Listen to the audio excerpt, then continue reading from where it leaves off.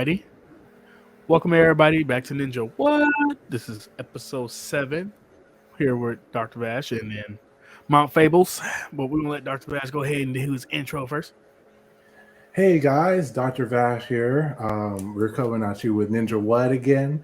And my channel is one where we focus on gameplay. It looks like it's going to become a Yu-Gi-Oh channel, but I try to upload more videos that are not Yu-Gi-Oh related. Like right now I'm playing Street Fighter 6, Final Fantasy 16 is about to drop. And on top of that, we're finishing up Star Wars Survivor soon. Hopefully by the end of this week, we'll have all the videos posted for that. But right now, we're in a good phase with the channel. We're still growing slowly, but we're growing. We're so close to that goal of 50. So if you like, comment, subscribe for Game Ninjas and also for me, DrVaash, it will definitely be very beneficial, and I'm sure you will love our content. So thank you for stopping by. All right, and then Mount Fables. Well, that was a good intro that he had, but sadly mine is going to be as extravagant. I am Mount Fables. Yeah, that's pretty much it. I mean, you can find me at Mount Fables on Instagram and TikTok, but as I said, mainly Instagram because I'm not really active on TikTok. Ooh, So, hello? Oh. But yeah, Kieran? Never mind. Yeah, we can hear you. Oh, okay, good. Just... Oh, sorry. I was about to say on my end, I think something's going on. So you good? No, it's not. but yeah, that's pretty much it, though. It's just I mainly post about art and philosophy. So yeah, Mount Fables on Instagram. All right. And then my intro, your host with the co-host, everything. I don't really have an intro.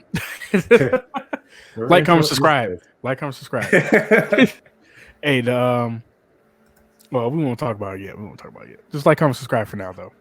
But we'll go ahead and we'll jump into our main topic for this time. We're going to talk about the Xbox Showcase. But more specifically, we're going to talk about, as you see at the top here, Starfield Direct, the Starfield little gameplay that I don't know too much about, but DrVaash know all about. So I'm not the biggest, Bethesda fan. I feel like Bethesda's been dropping the ball recently in most of their games. However, I feel Starfield, after watching the Xbox Direct, was might as well call it the Starfield Direct because the rest of the games on there was pretty trash, honestly speaking. But Starfield in their 45-minute Direct was able to really show off their game and using live gameplay. And on top of that, they were able to show off just like what will make this game great.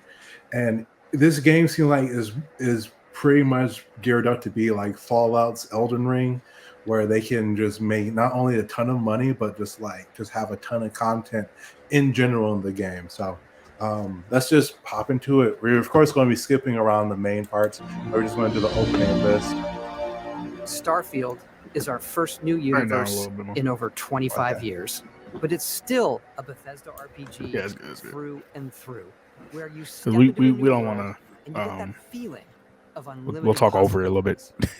Yeah, but if you look, this is in game. This is like, even though they're using the Fallout engine, and this is a very ancient engine. Look how good they have it look, and on top of that, you can expect to see this on PC. And on Xbox. I'm not sure if it's going to be on PlayStation. I doubt it, but just look at just the scenery. Do we know it was exclusive? I'm pretty sure it's like a PC Xbox exclusive type of thing. Yeah. That isn't just a backdrop. That moon is actually there orbiting the planet. Yes, you can visit it too. That moon in the background, that small little moon. Look, now we're looking from the moon onto the planet. Our next generation lighting model uses real-time global illumination. Honestly, this is Bethesda. I'm not listening to a word they say about their graphics because they said 16 times the detail for Fallout 76, and that game was one of the worst games ever released. And of course, you can play it in third person. Oh, that's cool. And you can play it in first person. Yes, it's just we're not going to stay on this for too long. You're just going to just look at like the HUD and like. You do explore differently in this game, given its scale. That usually involves exploring an area. So this is very No Man's Sky feeling. I was just about to say that. Like it seems like No Man's Sky, but No Man's Sky dropped the ball on their game. So like, wait, I thought they revitalized it though. They have revitalized it over time, but they dropped the ball initially.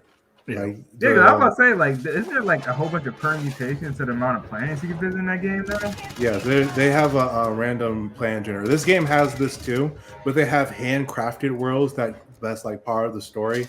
So not every world is going to be a world generated. So there's going to be or random generated. So like this is probably going to be like a something like this would be something that's more structured, or like you might see this in the plot. As you see, basic Fallout gameplay.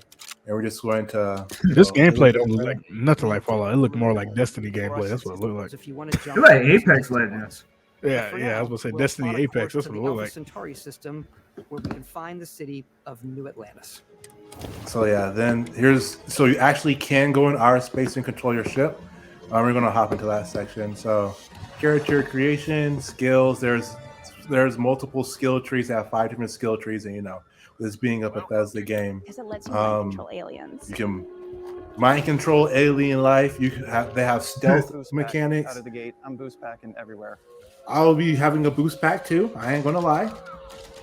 And on top of that, plants gravity affects like your jumping and your jetpack ability. Punch my way through combat. They have different animations if you're in first versus third person, which is a lot of fun. Well, I was about to say, I mean, is there going to be like with a different gravity? Is it going to be like planets that can crush you or something like that? So there might be, honestly. You probably have to wear like an exoskeleton or something. Part about being stealthy.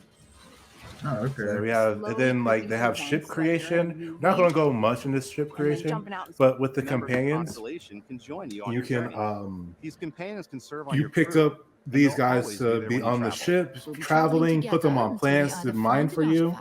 Or this lead runs dry. Oh wow. Each companion comes with their own valuable skills for your ships and outposts. I'm not sure if they die forever, but that would be pretty cool. Eventually, some friendships might. And they do hint at if you kill key people of the plot, like story quest lines will be cut off. I'm not sure if it's like the main story quest that can happen, but it's like outer.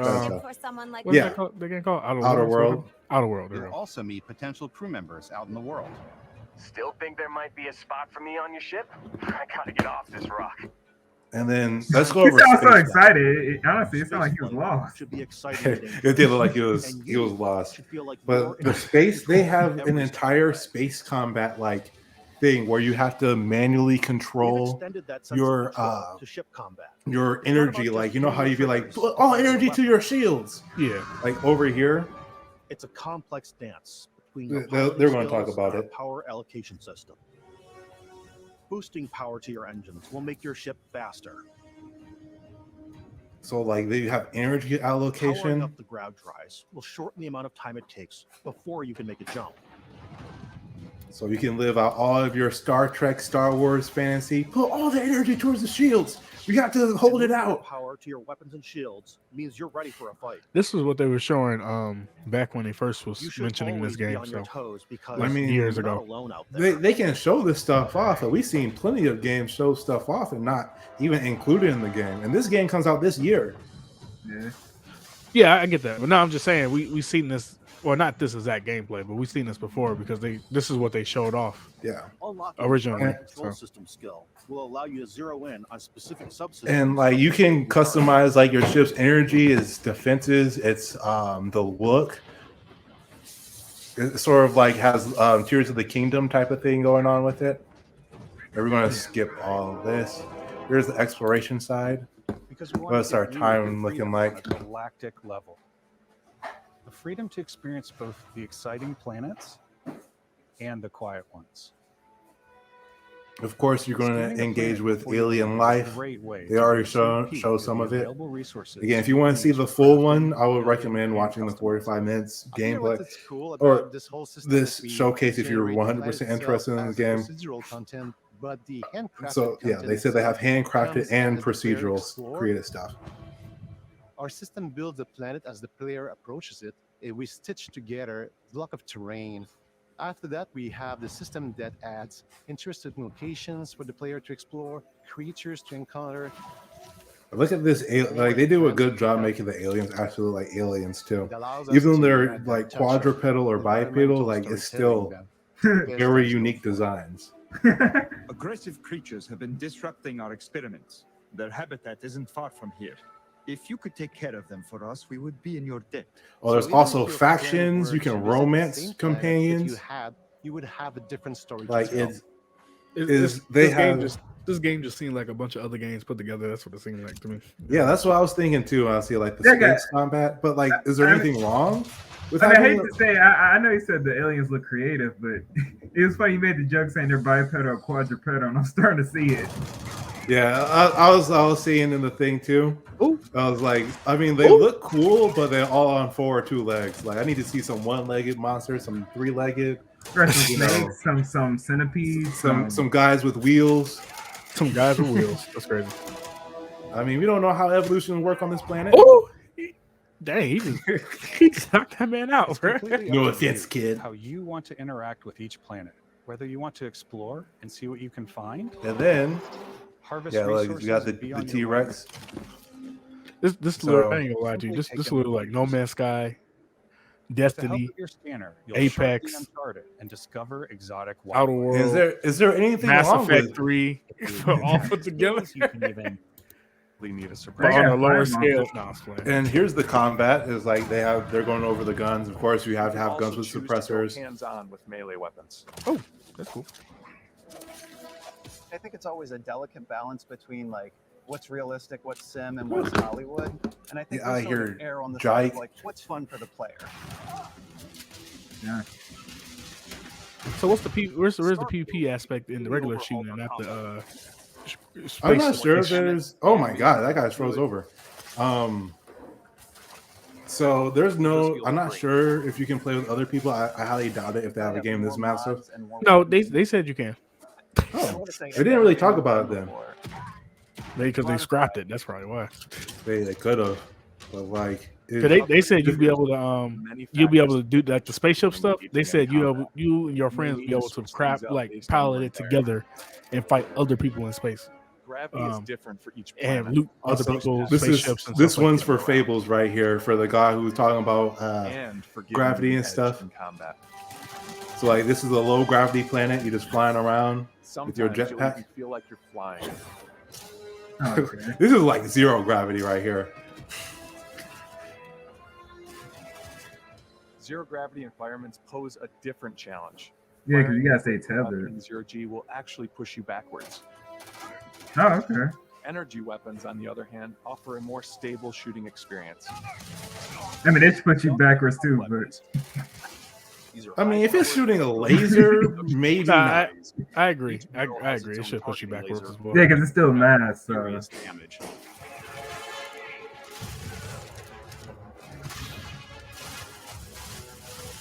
Whether you want to get up close and personal with your own 2 fists. Are they saying anything about strong gravity? Like more compact weapons. They haven't said anything about strong gravity, but knowing Bethesda, they probably do have the exos. They could just reuse their exosuit because Fallout has a suit, so there's probably high gravity. They probably have you in those types of suits in those planets where gravity feels normal.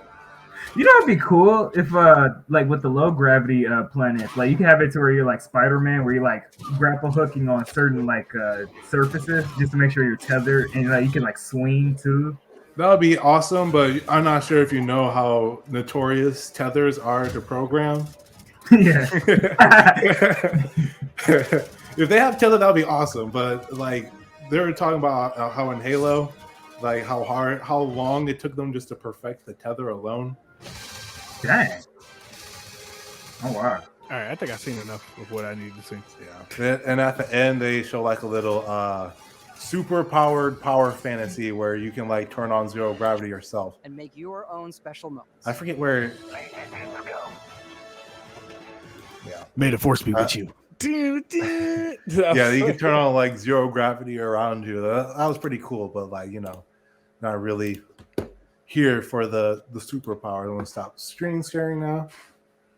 But yeah, what did you guys think of the game? Like, honestly, I feel like it has the groundwork of being one of the best games. Like, just off of what they showed. Of course, I haven't played it myself, but like it's a very high probability. You say I'm gassing it up, but like you saw all the stuff there.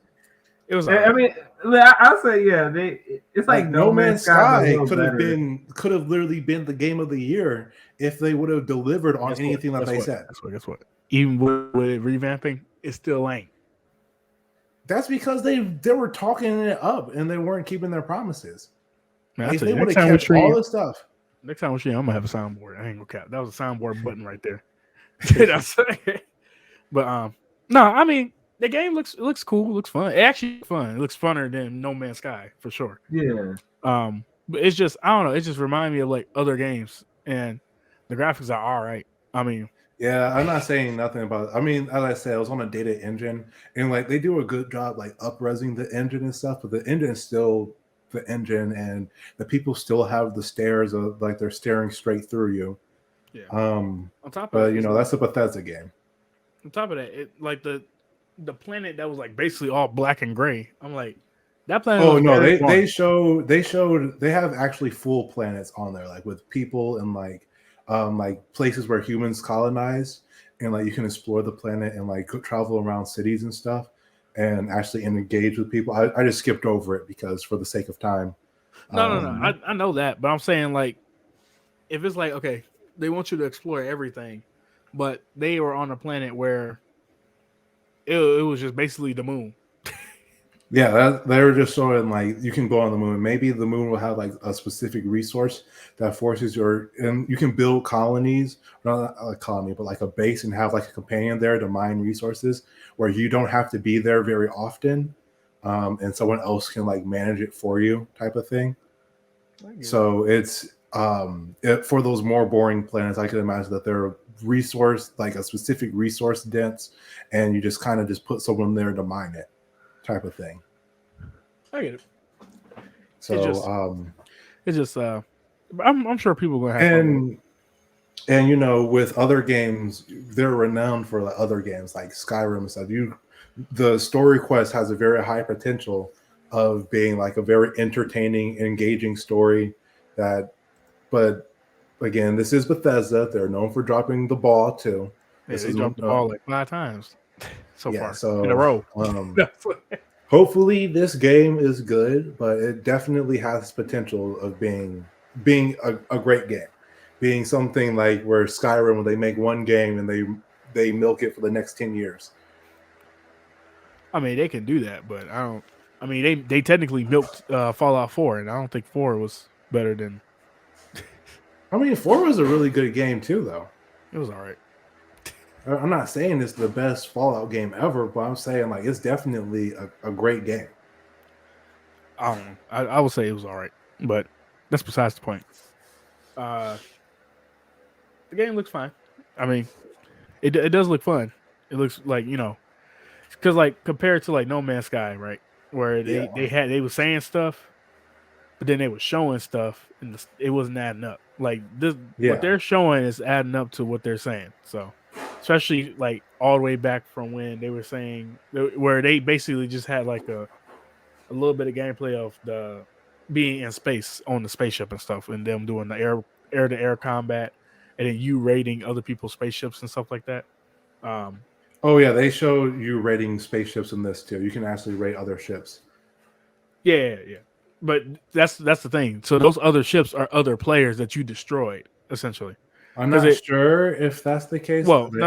I'm saying back in the day, that's what they were saying. That so back in the day they were saying that there's going to be the PvP aspect was going to be you with your friends, you command a spaceship or spaceship, and you can fight other crews essentially, and then if you win. You can loot their ship because they're all dead and stuff, blah blah blah. So that was that aspect. So now that we have more gameplay and stuff, that was just only like the tip of the iceberg essentially, because they didn't show any gameplay of you being on a planet and doing essentially like that stuff. So that's like all new, essentially. So it looks like it'll be an entertaining game. It looks like it'll be an entertaining game, especially for people on Xbox. I know Xbox is a little dry over there. Bro, they are thirsty. Yeah, exactly. They are desperate. They are scrambling, especially after Redfall was a flop. Oh, yeah. And then the creator of Xbox straight up said that even if they had good games, it's not going to completely change the the market of where the games are right now. Oh, bro. I was like, oh hell no, he didn't just say that. He did not just say that. Hey, respect that he knows his products, bro. He knows what he's making. I mean, yeah, but like at the same time, we got people like me that if you had like 2 or 3 games that compel me enough to get an Xbox, I would get an Xbox. But there's nothing there except for Game Pass. Well, I mean, also they're not. I feel like over the course of the last few years, they realized they're not making money off the Xbox. They're making money off the Game Pass. So yeah, that's why they push. That's why they're pushing the Game Pass as much as they do. That's why it's like every game. It will be on the Game Pass because, again, Game Pass can go for Xbox players and PC players, and then on top of that, they're making the revenue off of PC players, Xbox players, and all they gotta do is just slap a couple games in there each month and keep everybody happy. So the thing, like Sony's trying to mimic that. So far, the Sony's version of Game Pass is okay. Trash. It's not trash. As someone who owns it, it's not trash. It's actually pretty good. It's just not on the same level as Xbox because Xbox have so many games already in the library. But like the streaming from like the PlayStation to the PC, or if you sort the save data from PC to PlayStation and all that stuff, and playing your PlayStation 4 games on your PC, it's pretty seamless, pretty good. I ain't gonna lie to you. It's just Xbox, has been doing it for forever. So their library is bigger. Their interface is probably better. I haven't used Game Pass myself. I've seen others use it. And it looks nice. It's nice. And they get good games. I ain't gonna lie to you. They get good games for free and or whatever comes to the Game Pass that you can buy or whatever. So yeah, and also since you can get the Game Pass on PC too, I guess too that kind of points more to the fact where I don't really have to get an Xbox. I can just get the games for PC, and I get a good PC eventually. Yeah, that's what I'm saying. Like at this point, it's like you got an Xbox, but at this point, it's like why get an Xbox when you can just build you a PC at this point and just buy the Xbox games for PC? You still support Microsoft because again, Microsoft is pushing for more Game Pass sales anyways than Xbox sales. Like what latest news have you heard about an Xbox? Like nothing really. It's more so just like them talking about Game Pass. It was Redfall. Well, I guess Redfall, yeah, but I don't know. It's just Game Pass is what's making them a lot of money. So yeah. But I'm pretty much good on this topic. I'm still probably not gonna buy Starfield. I'll probably just watch it. Probably do what I did with Elden Ring and just watch other YouTubers play it or like streamers play it. If I ever finish that series, the new plays that I have with Ariel, if I finish it, I'm gonna force you next to play Elden Ring. Elden Ring? I mean, bro, I just on stream turned down the difficulty on Star Wars because the final boss was just trash. Well, the final you can't turn down the difficulty on it's trash. Like, let me tell you, like, spoiler alerts for Star Wars. So I even talk about Star. It's been a month. So the final boss. I'm pretty sure anybody who finished the game already finished it at this point. Especially like YouTube people watching walkthroughs and stuff. Yeah, it's probably done by now. So the final boss of that game, it goes the boss that they were hyping up the whole game. He has shadow clone jutsu. He is cool, super cool. He had me in a force genjutsu, and he was hitting me with the forbidden tech, bro. And then I was like, all right, that's a crazy good boss fight. The boss fight after that, Darth Vader, bro, a crazy hard boss fight. Like he actually was like he was throwing haymakers, and if that thing touched your shield, your whole shield was gone. And like, okay, so I gotta stop blocking. So you don't kill. Well, not kill Darth Vader. No, you don't kill Darth Vader. You play with a separate character, and then Darth Vader kills her. Oh, you play with the black one. I saw that clip. I saw that clip. Yeah. You essentially, I lost like 10, 12 times against them. And then the final boss is a cat with a laser and a lightsaber he picked up 10 minutes ago. Right? They try to say he was a Jedi and he was strong with the Force, but we couldn't sense it or something stupid like that. You're talking about the cat that was flying the ship? Yes, the dude with the jetpack. Bro, straight garbage. Wait, the dude with the jet, or it's a cat with a jetpack? Oh no, there's a guy with a fancy hairstyle. Oh, the one that sets you free at the beginning of the game. Yeah, him. He's the final boss of the game, and it's supposed to be one of those ones where he has your powers, but he's stronger, he's better.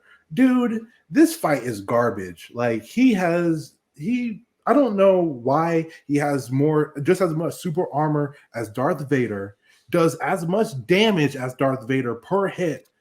And then when you make to the halfway point in the fight, you take his blaster away, and my man starts doing 4 shockwaves by swinging his saber. Like, I don't even got that. And then it's unblockable. So like you actually have to like time your dodges. And then he starts flailing his sword around, and it does 75% block damage. He is flailing.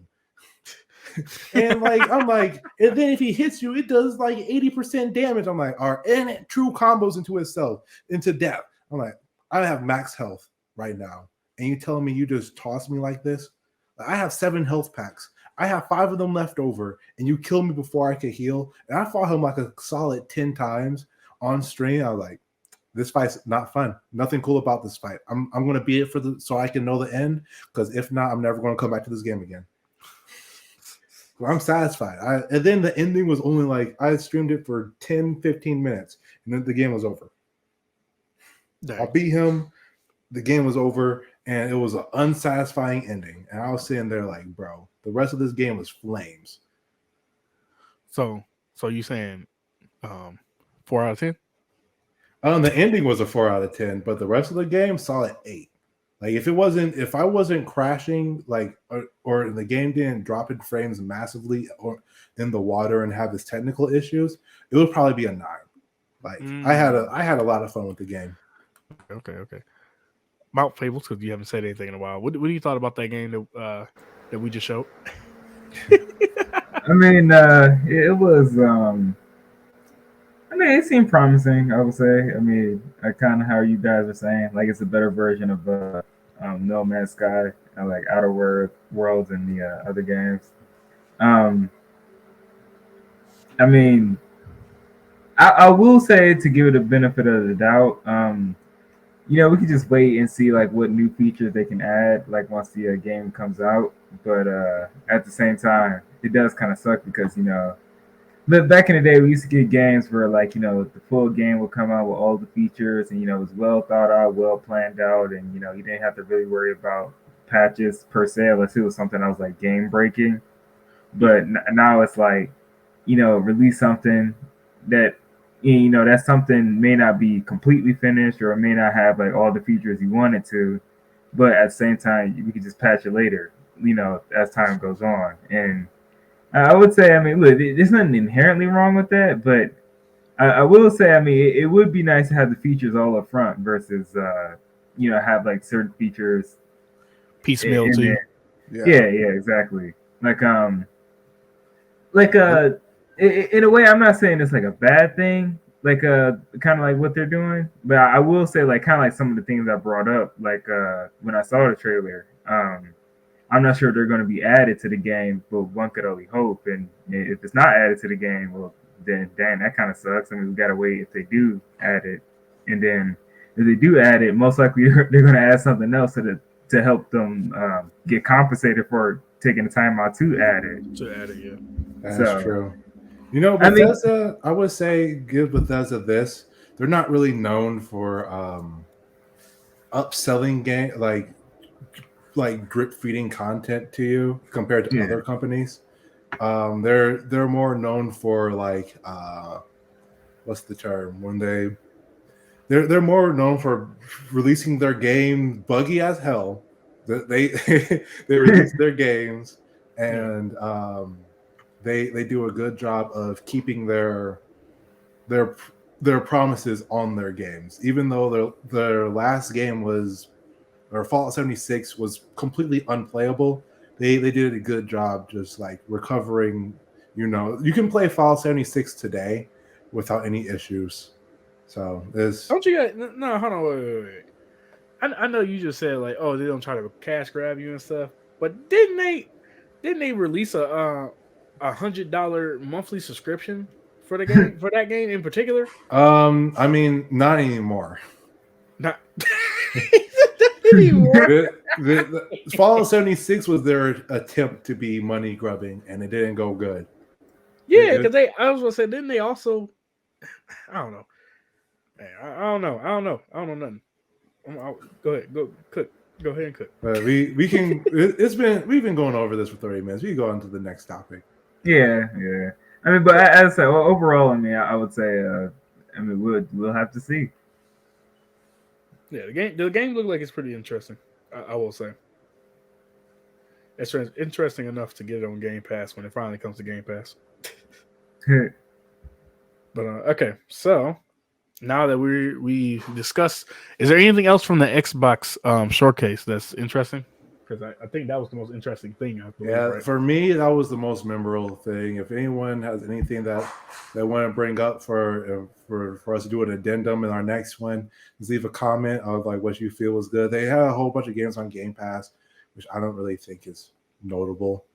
Mm-hmm. Yeah. Like, comment, subscribe as well. I feel like I gotta start just saying that so people can actually like, comment, subscribe. You said it in the beginning. No, I gotta say it throughout the whole video so people remember. But yeah. So the Xbox showcase compared. Well, first, what would y'all rate the Xbox showcase? I know only really one of us saw it, but I would give the showcase a solid like 6.57. I'll say a 7 because when I was watching the showcase, for me, the most important thing, I mean, is like your mainstay big games, and the smaller games, they're nice, and like you have the Game Pass, that's good. But I don't have the Game Pass, so I'm looking for like showstoppers, something that'll sell a system, and that game, even though I probably wouldn't purchase it unless it was like a good sale, could be something that I would view as I'm going to purchase this game now. Okay. Can't really rate it myself, but based off of the Starfield, I would say that was a 7 out of 10. Just based off of Starfield, and I think that was like the highlight of the whole thing, anyways. So, well, honestly, you rating the whole thing off one game? I mean, pretty much it. People were saying that was the highlight of the whole showcase, anyways. So, by seeing, I know what you're about to say. I know you're about to discredit everything I just said, but well, I was saying, how many games were there at the thing? I think it was around like 10, 15. Yeah, so I'm thinking 1 out of 15. Yeah. Well, that one game was there for 45 minutes. Okay, and the showcase was an hour and a half. Yeah. Dang. What he said? Yeah, that's why I was skipping around. That boy was 45 minutes. They went into the gulags for that game. Dang. They had to let you know everything they did to put into that game so you could buy a Xbox to play it. I'll give it a good 7. So 7 out of 10. 7's not bad. 7's not bad.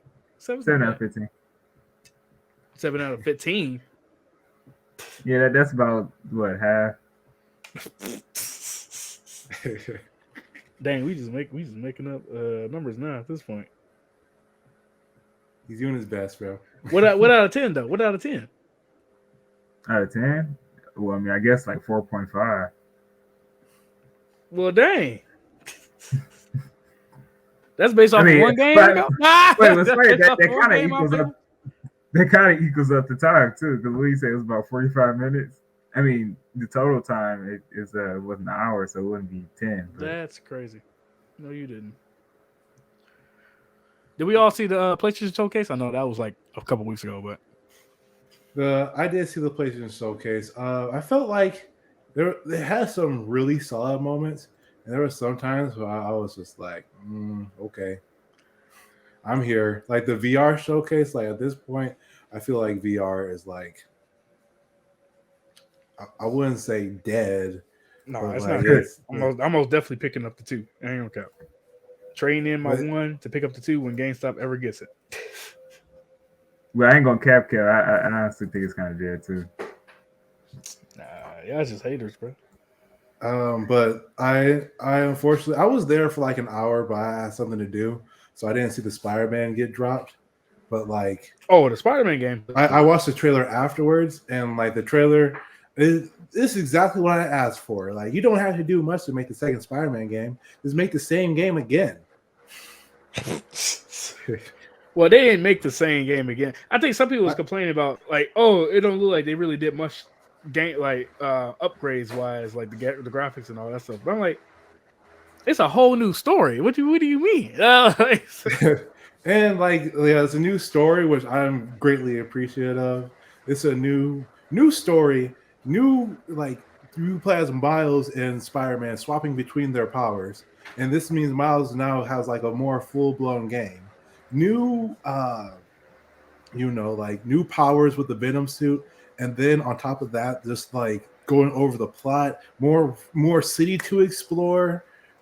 It's what I wanted.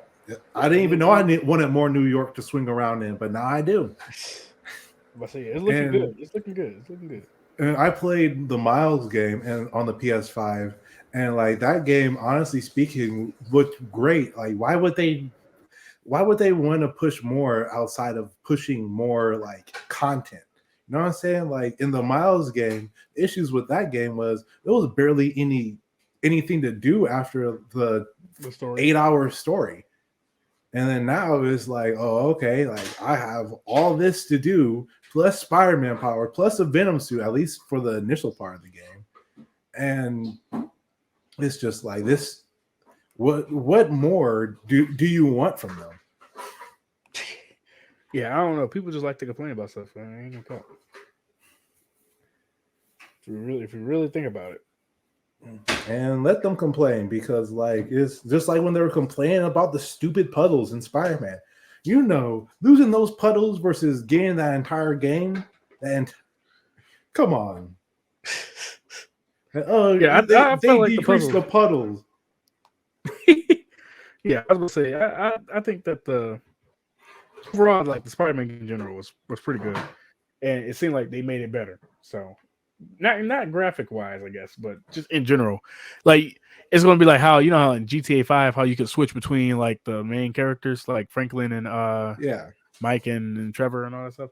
It seemed like that's how Spider-Man 2 is gonna be. Like you're gonna switch your okay, both of the Spider-Man's gonna be at the same time, but you'll switch between them like actively or something like that. That's what it seemed like, at least.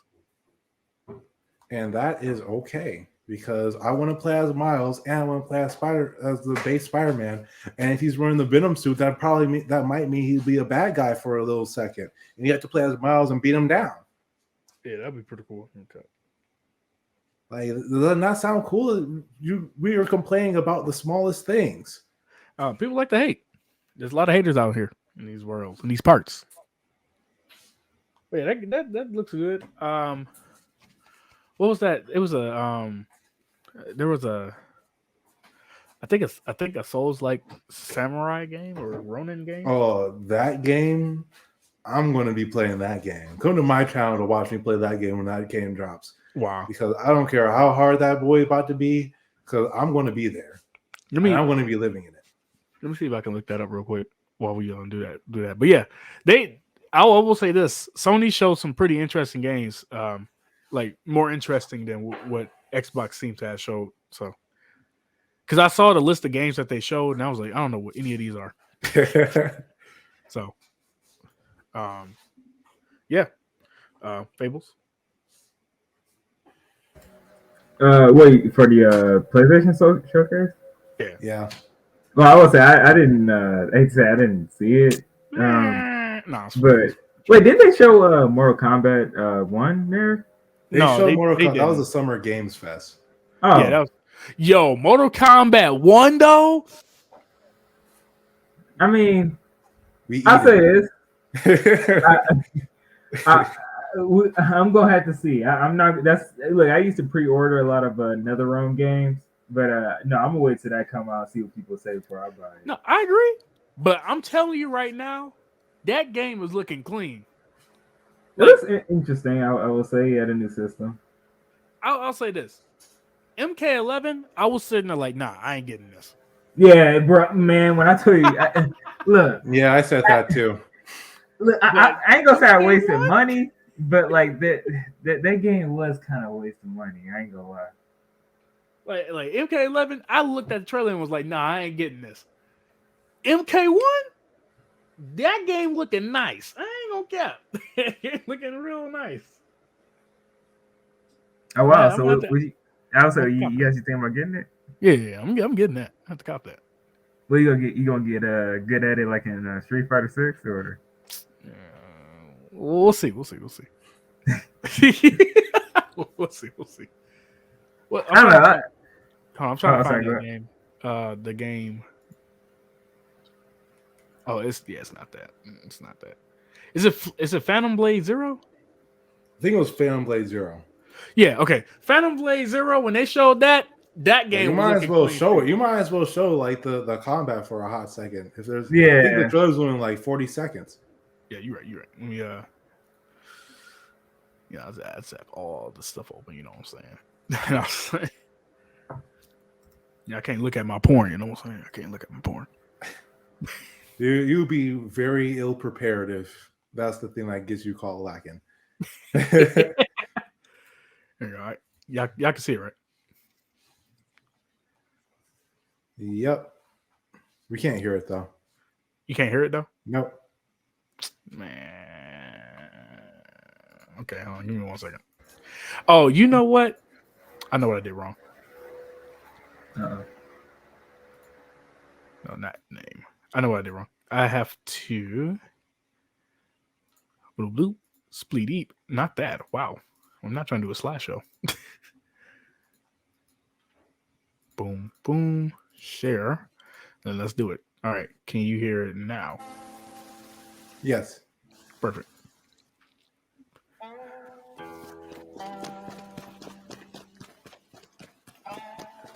I could like the way how he's running, I could tell this is still like a testing phase right now. Just run away. Like it looks a little stiff, but this game is looking nice though. I ain't gonna cap. Yeah, let me hide that. It won't make any difference at the end of the day.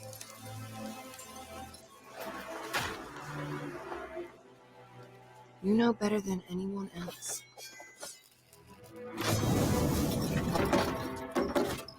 That no one could escape. Like if they was trying to make a Chinese version of like Sekiro or something, this is it.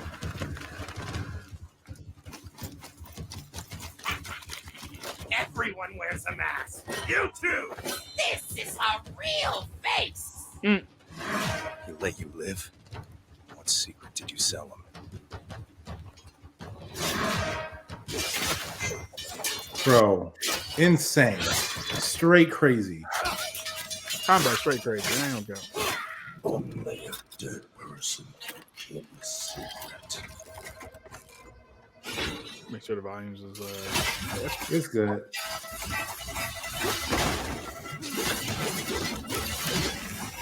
Do you actually use like the environment for cover? Come on. Yeah, nice. Going where? That damned place. You're suicidal.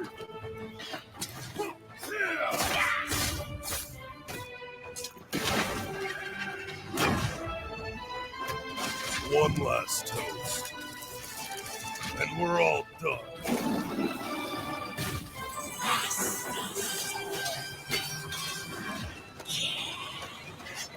Bro, this fight right here, like whoever thought of this, you might be in the wrong business, man. They wanted to make a movie for real. Like, why are you not directing a Hollywood movie? Maybe they do. Maybe this is their pastime. You saw how he just blocked those shurikens like that though? That's just crazy. I will say I do like the camera angles of the fight too. Like it's not really zoomed out; it's more zoomed in. Yeah. Patience is the key, master. Yeah, like I said, this game clean, bro. Like I got to see like the 1 year later gameplay or whatever. But this game looking clean. Is wait. Yes. Let's kill him with time. Kill him with kindness.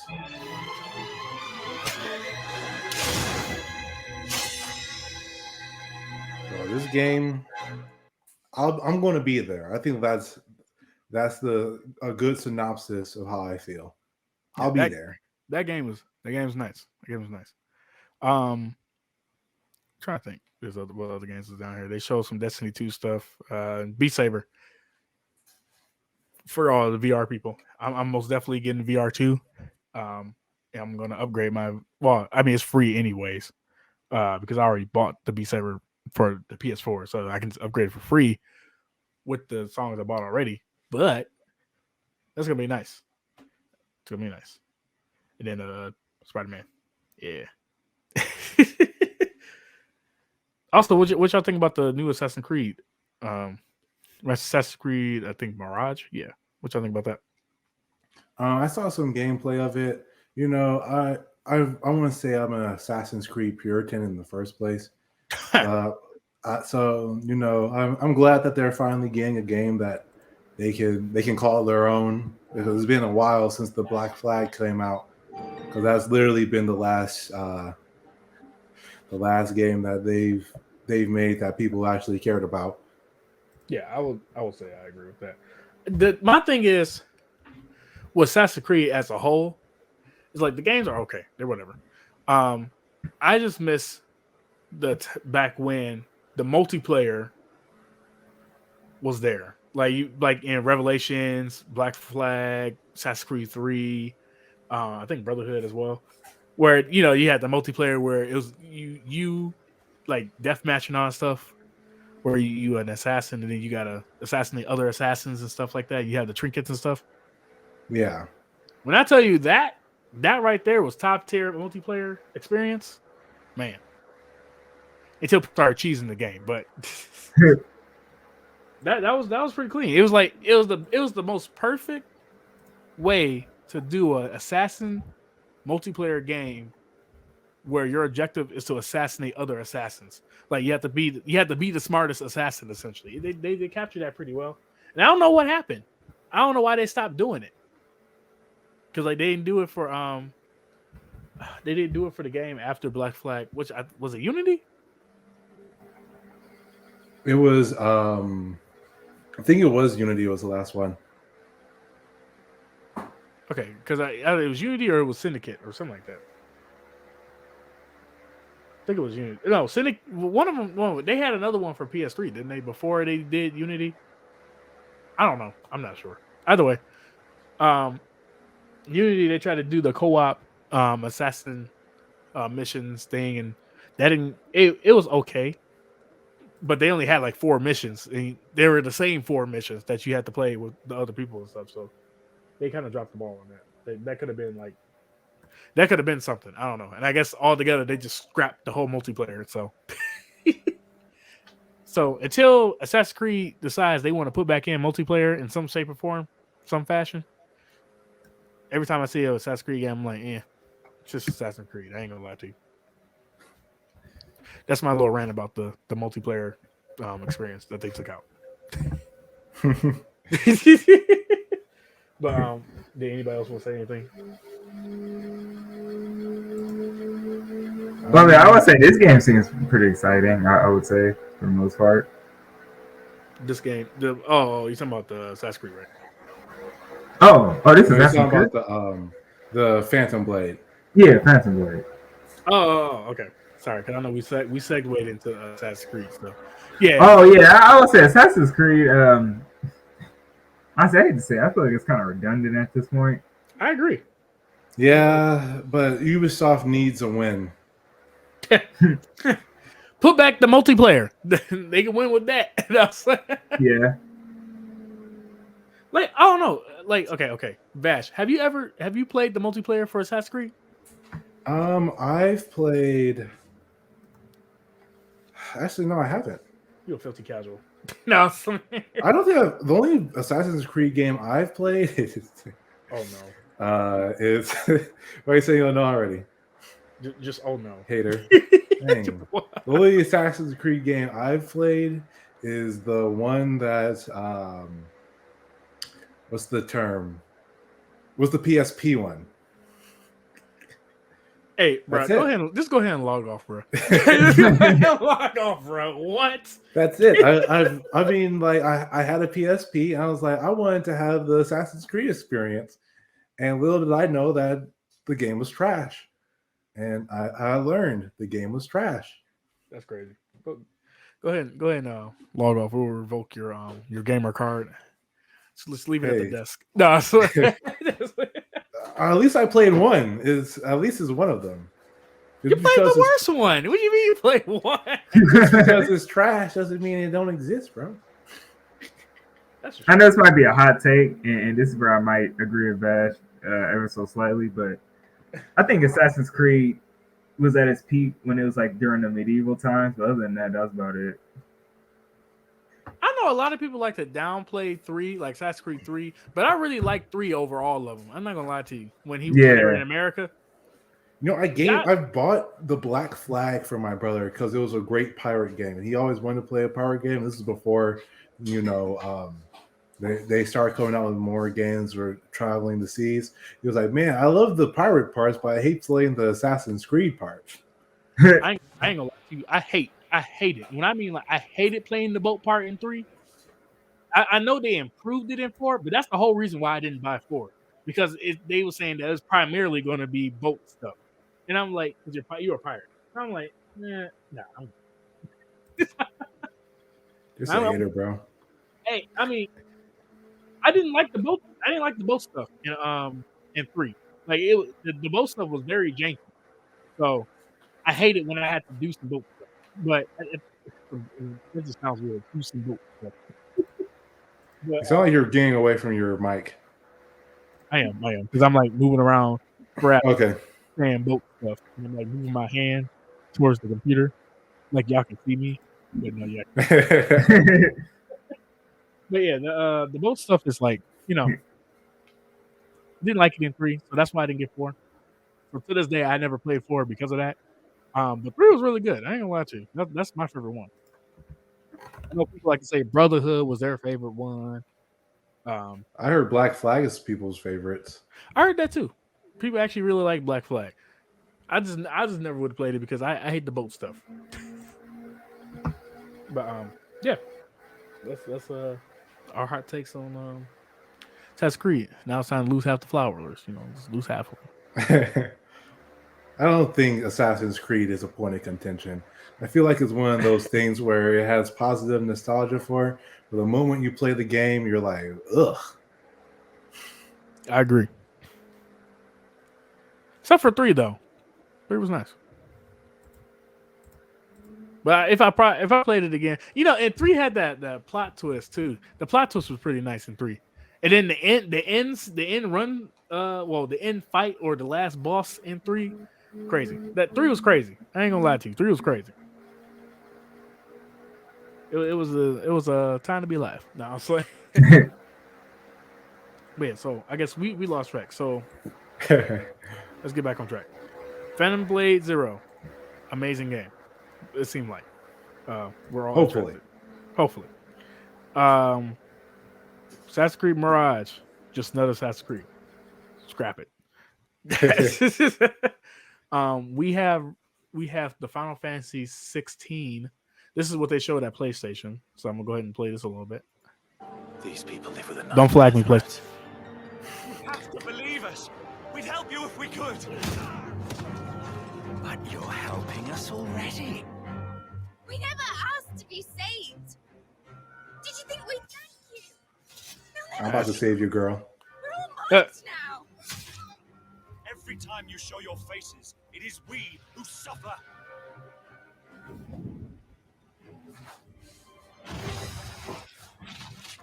I saw Chaff.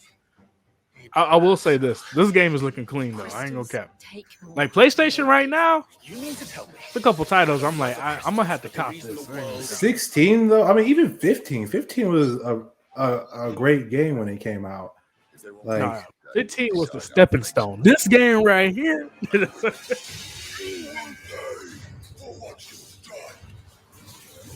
aren't you dead? You was branded. Tell me true. Do you believe what I'm about to do is wrong? I was forced to kill. Do you believe what I'm about to do with this stick? Choice. No. They believe in me. They believe in the powers that dominant.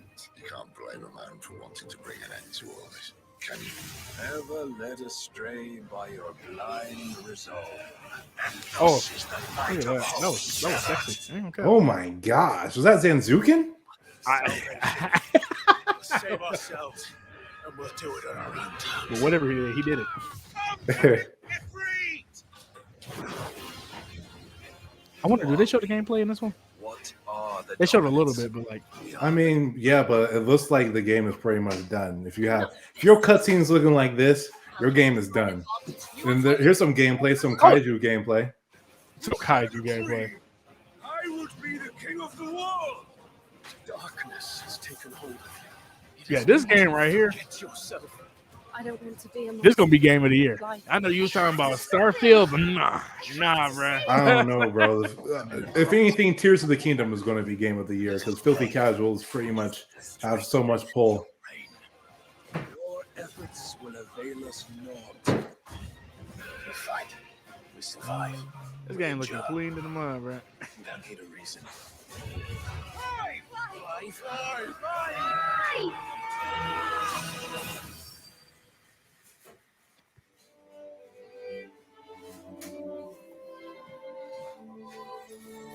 Do we also say that most of the games is coming out too for let me not say on the PlayStation side, but just in general, got some good storytelling. What it seemed like. I mean, sorry. Oh, no, that's all I was about to say, really. I mean, like PlayStation is pretty much known for their single player experience at this point, compared especially for Xbox. When I bought my Xbox One, like they hardly had any games. I played Sunset Overdrive, and that was it. So just the fact that where you're just like, oh, that's it. Like, yeah, that is it for them. They ain't got nothing. Not too much trash talking on Xbox. I mean, you got to do better. Do better. Be better.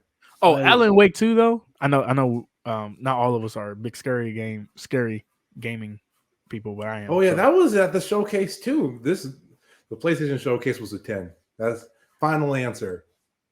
Yeah, I was because that was basically ultimately what I was trying to say was which one was better, the Xbox or the Sony. But a little bias. They have some real good games that I'm biased to, but I will say Sony. I'll give it a.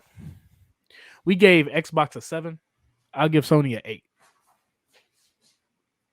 Only because half the games on here didn't really need to be shown because it was those random indie games that they normally try to show. And hey guys, look, we're doing just as good as the Game Pass.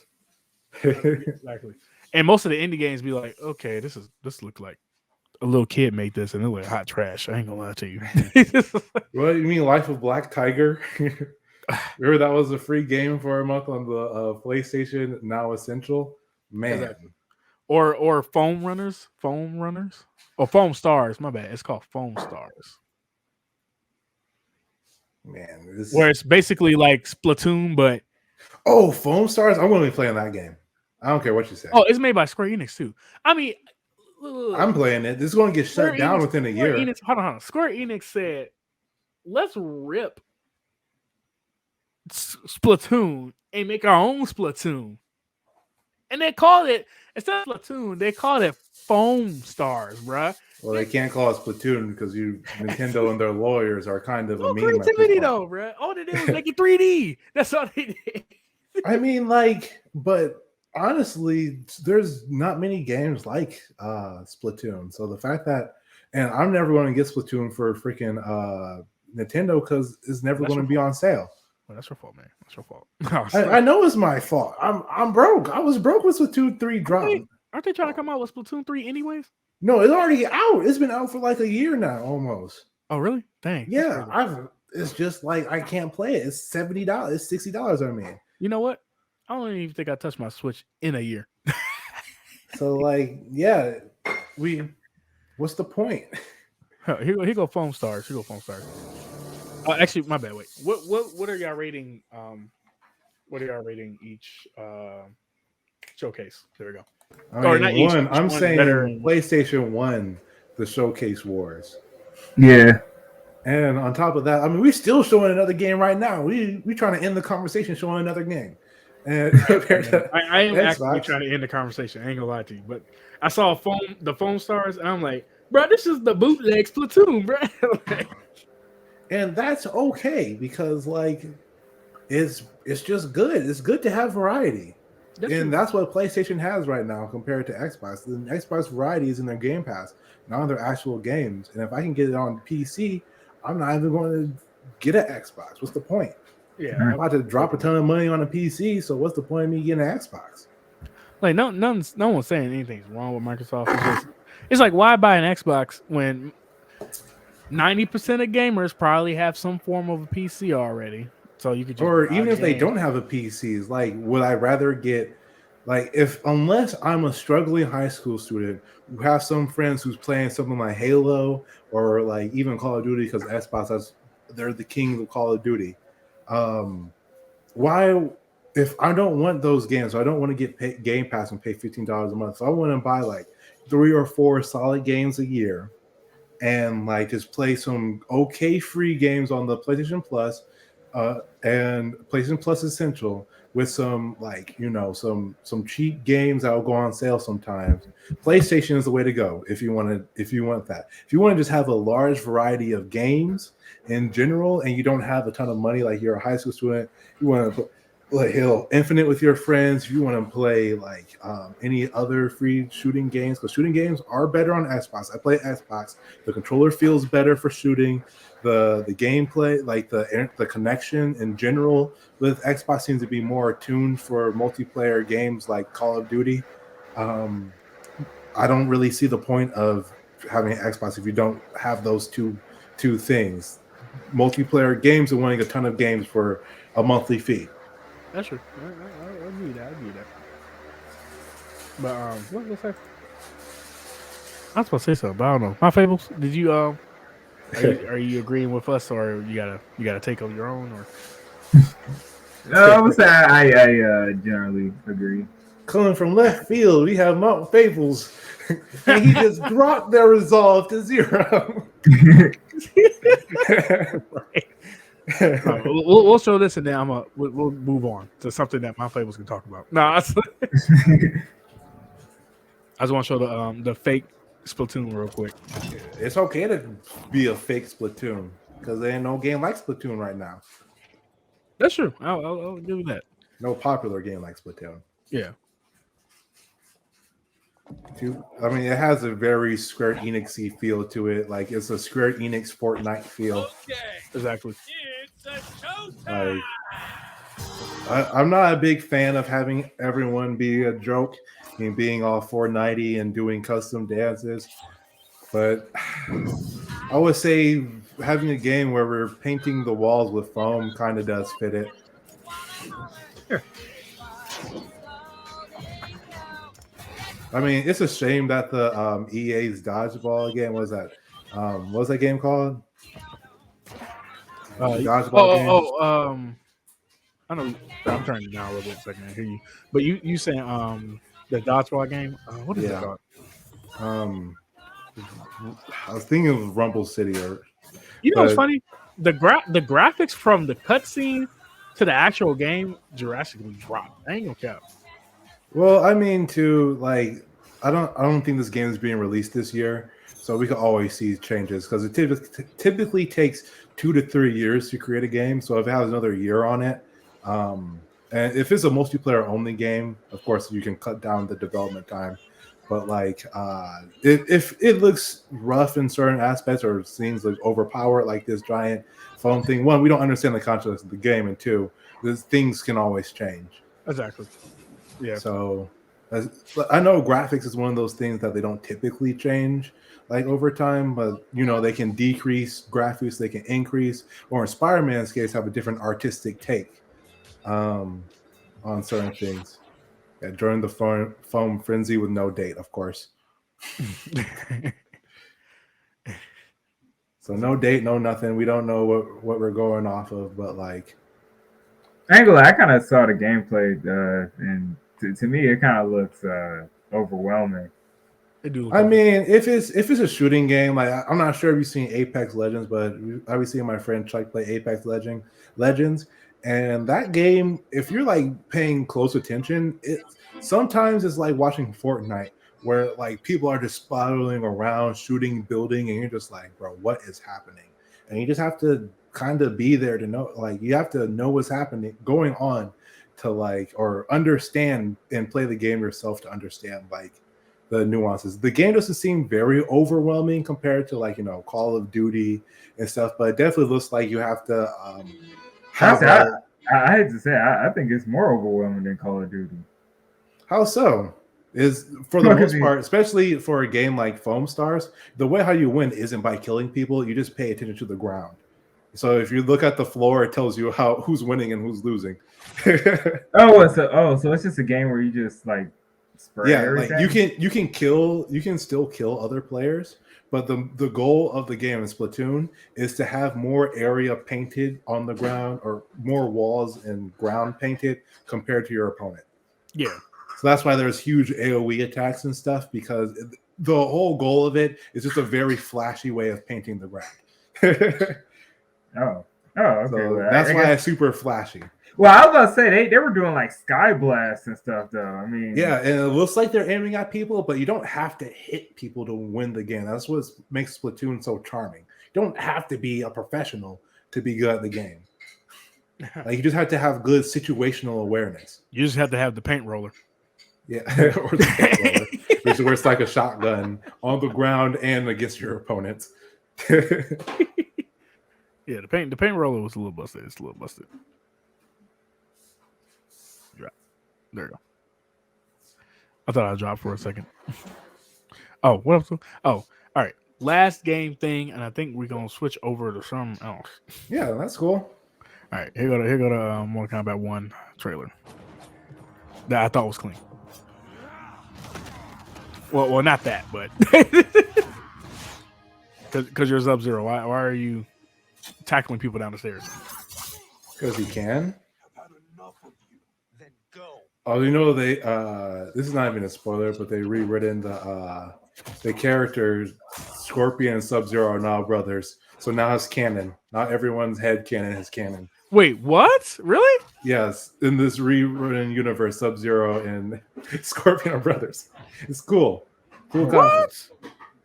That's crazy. Yeah, I think it's pretty cool.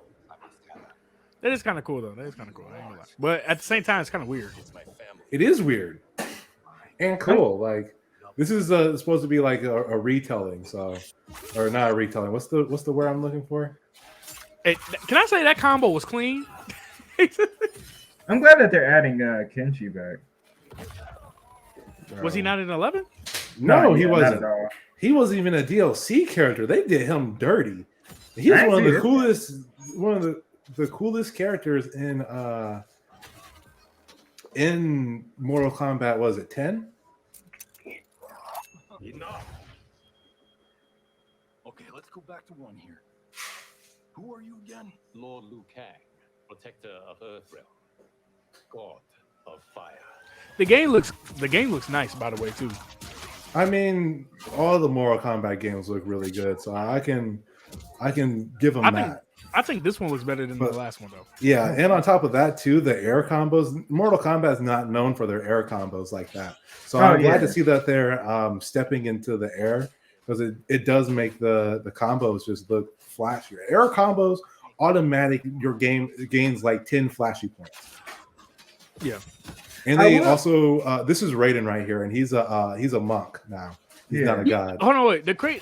The thing I like about this though, the thing I like about the gameplay right here, you see all these assists, bro. This game is gonna be assist based.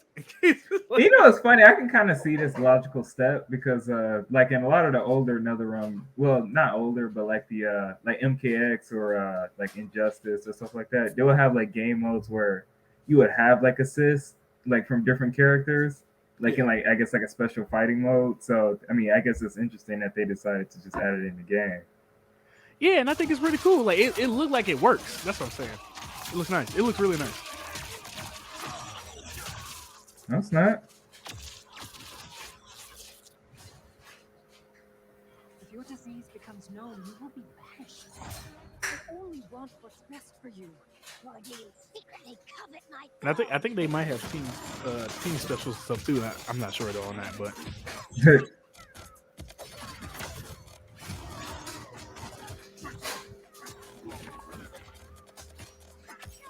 the combos also look like they actually look like they actually fighting instead of how it looked like that stiff fighting stuff. Yeah, they are ultra. I mean, NetherRealms is known for their ultra stiff games. And the fact that they add more motion on them, like, bro, my man, who was that? I played Aaron Black, and I think that was him right there. And Aaron Black was the X-rays. This is the team Fatal blows. Fatal blow super. It's a I don't know. It's a teamwork super like in Naruto Storm. Well, if this wasn't should we cut it off? I guess because I think I think we should. Yeah, let's call it a wrap, bro. It's okay. Yeah, we good. We good. But the only thing I will say about this game is that, as I said, I wish I hope that it's still somewhat fast paced like MKX and MK9 and not like MK11. And also I hope that the combos are kind of longer and more creative. Now I will say the tag team will kind of contribute to making it creative, but I just hope that it doesn't like be kind of sluggish like MK11 where it's like the combos really aren't that creative, really. Something like Street Fighter, where like the combos are more intentional, type of thing, than something more along the lines of like Marvel versus Capcom or Dragon Ball Fighters, where the combos are more free flowing. Yeah, like you can improvise. Yeah, I will say this. From what it looked like, there's more options for combos and stuff like that. And on top of that, it looked like the combat is going to be fast paced, especially with the assist. Typically, games that have assist in them are typically faster paced games, anyways. So yeah. Well, I mean, based on the gameplay, I mean, I wouldn't say it's as fast paced as most assist games, but I mean, it did look, as I said, faster paced than 11. Yeah, it looks way faster than 11. I can say that. Oh, what's funny is I think they took the crushing blows out too. Yeah, I think. I didn't really have an issue with crushing blows. It's just that it was like Mega Evolution for Pokemon, where they were too greedy with them. Like, if you want to have crushing blows, make all crushing blows accessible as accessible to each other as other characters, and just as good. Well, yeah, I mean, I'll say I didn't mind them either, but I ain't gonna lie, I think I could do without them. Especially, man, like one of the characters, Spawn in MK11. His crushing blow is basically cheating, honestly, because it's like his crushing blow. What he would do is he would grab you, and then he'll like stab you with a sword, and then like when a crushing blow animation happens, it'll like put you in like a stance where he could do like a full like I think what is it like a 50% combo on you. Oh wow! Yeah. So literally, I've seen like a whole bunch of videos of people losing matches, and well, they're about to lose the match, and then like they'll literally just grab one to Spawn and do the crushing blow because like the crushing blow activates after he does like a taunt or something like that. So that's stupid. It's like the comeback factor is. I don't know. Yeah, crushing blows was something else. I'll say. Yeah, I can say for sure. MKX was really good, and then MK11 just took all that momentum and killed it. Yeah, it killed it. See, that's another thing. Like, I hope this game has a run meter because that run meters will make a difference. What's funny is there was a guy who actually made a mod for MK11 where he actually added a run meter. And what's funny is the combos got more complex with the run meter inside the game. Oh, because you can run freely, and when you can't run freely, you can't just do whatever you want as well. Yeah, I get you. Yeah, because it's like you got to try to dash forward slowly versus run. You could run up to him and hit him again. Dang, it's crazy when you gotta have someone mod the fighting game to make it better. It's like, come on now. Yeah, ain't that something? People's passion, and they do it for free, and they make your product better. Like reminds me of like Project M for like the Smash Bros. Brawl. Yeah. Oh yeah. But I think Smash Bros is a whole different case of a creator sabotaging the game. That one's more on purpose. And MK11, I've said I enjoyed watching MK11 in tournaments because it's very simple and like easy to watch, like especially in the higher tier play, because like the combos and like the meters and stuff are easy to track. However, I will say, you can feel every punch. Yeah, I definitely understand like the competitive aspect where when you're watching that game is an absolute like being able to drop out of a combo and then get up and punish someone is the dumbest thing. Like your get out of jail free card should not be my get out of jail, welcome to my combo free card. Like that's pretty much the only game I can think of where that is an active mechanic like that. Like who thought of the stupidness like that? Like, whose idea was it? I don't know, but we gotta find them. No, but yeah, so I think what they're stepping in all the right directions. What it seemed like from this game, I'm really excited. So, I might not pre-order it off the rip either until I see a lot of gameplay for it. But the game is looking nice, though. The game is looking nice. I will say that. Yeah, I need to hear the reviews on it before I spend $100 on it again. I'm notorious for pre-ordering games and then they flopping. Yeah, bro. I'll be watching like, dang.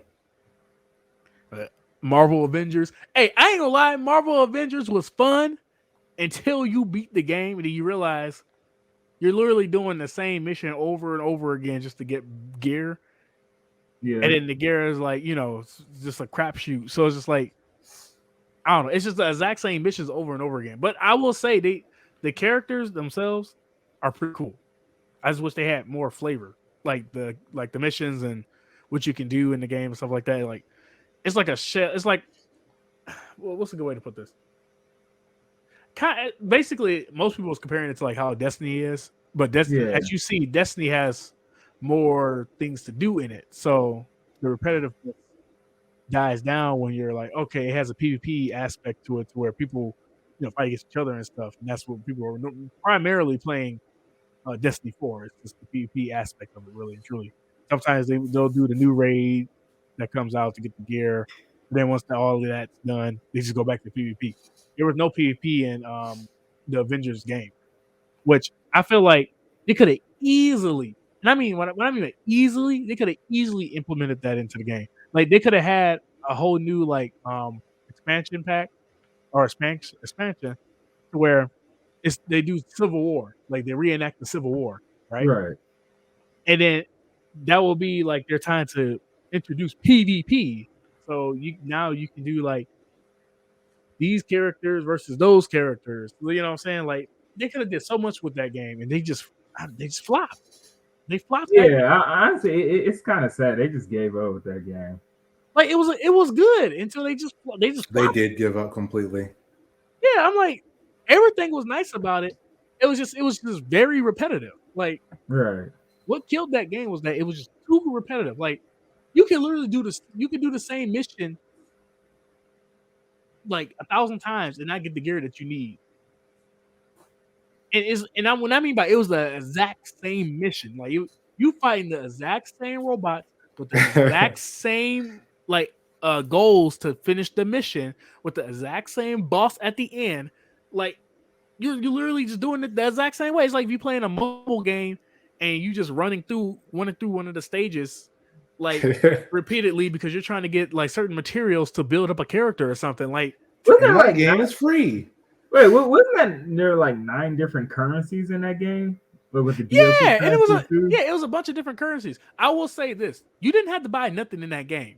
I will say that it was easy to earn the currencies, especially like because they had like the character passes, so like battle passes, but for each character, and they were free. They were free, by the way, and they gave you basically all the different credits. So and then you can use that to get whatever cosmetics or whatever you wanted. And then at the end of the character pass, you'll automatically unlock a legendary cosmetic as well, like a costume and an emote. So it was like there was no reason to buy any currency for the game.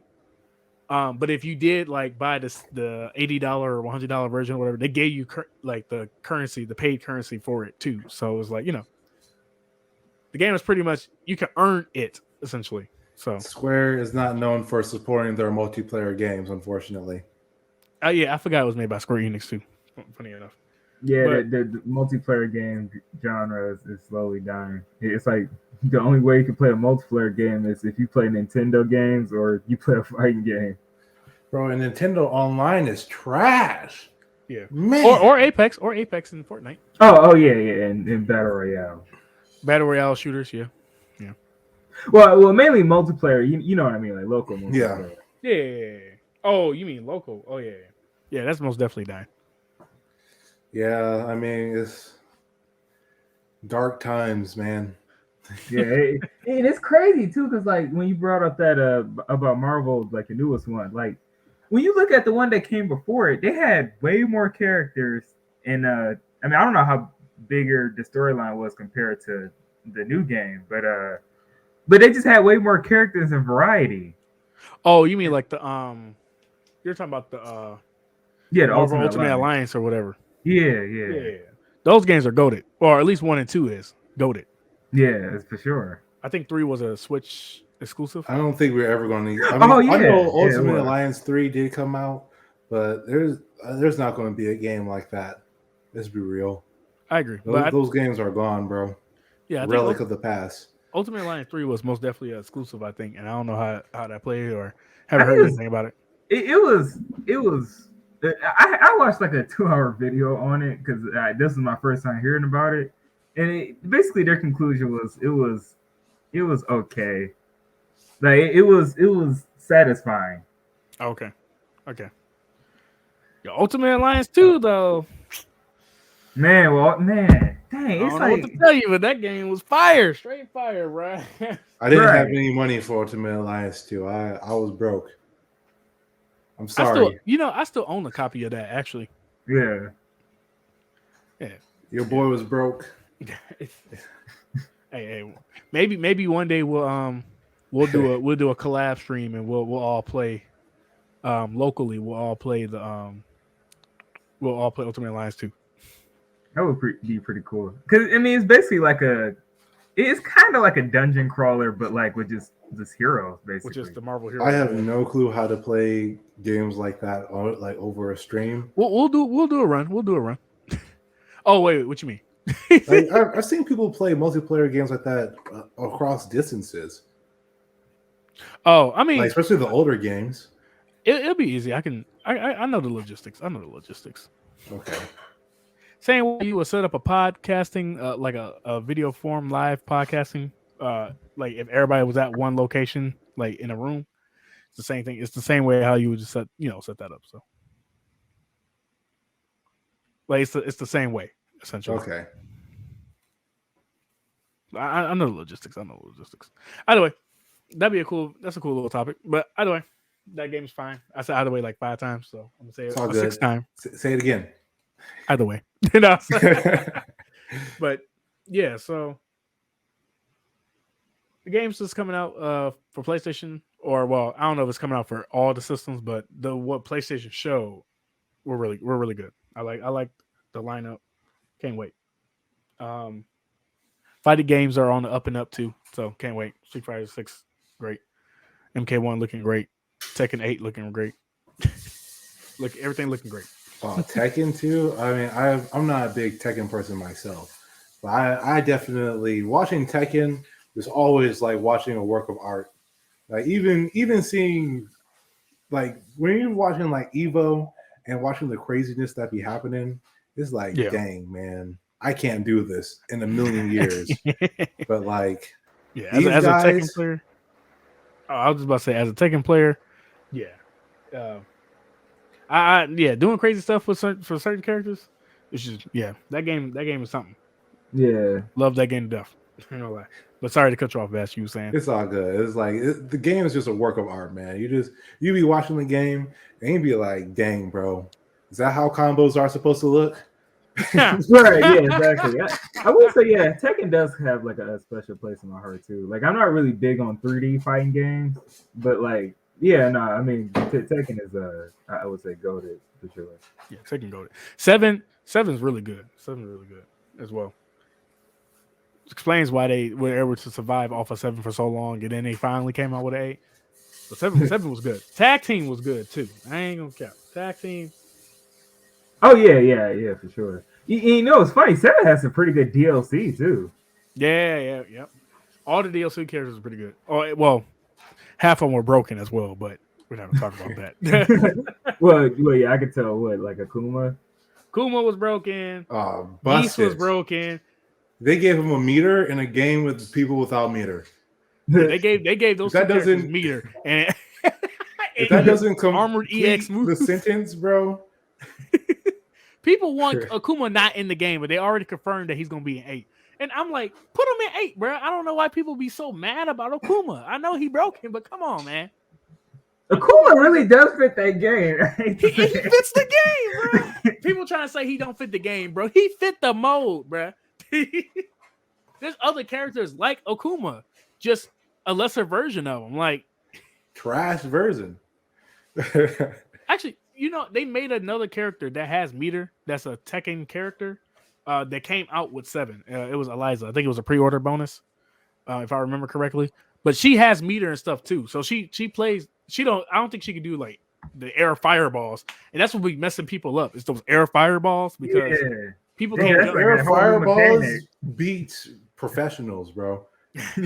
Before you say anything, professionals lose the air fireballs. Especially like in a 3D fighting game, it's like you jump up and you just throw it in a 3D fighting game, and then you can sidestep and do some other stuff. Yeah, it's air fireballs. It's a pretty. Oh yeah, that is. I can imagine that too. Yeah, that's crazy because it like blocks your options, like where you can dodge. Yeah, you like boxing somebody out because it's like they can't move towards the fireball, so they have to like sidestep. You sidestep with them and do something. And it's like, you know, Akuma. He is broken. I agree. They nerfed Geese because Geese. when I mean like everybody's using Geese with the parry and all that stuff, and then he had insane combos like 0 to death combos. Yeah, they had to nerf my man's Geese, bro. I don't know what to tell you. Bro. Oh wait, Geese is that guy who did like the little ground blast, like where it's like a ground blade or something like that. Yeah, blade. Yeah, okay, yeah. No, I remember seeing him in the tournament. He is broken. Bro, I remember. He also had cancels. He had armor and cancels, and he had he had a superior parry or counter. He had a superior counter that most characters don't have. So it was just like, yeah, they had to nerf that nigga, bro. I ain't gonna cap. Then they nerfed that nigga. Then Akuma became like the cream of the crop. Okay. Like Geese was so broken that he was beating Akuma. That's why. But how broken was he, bro? He was putting Akuma in the dirt. That's when you gotta leave. That's when you gotta nerf your character. That's when you gotta get packed up and nerfed. That's when take his tail home because my man's busted.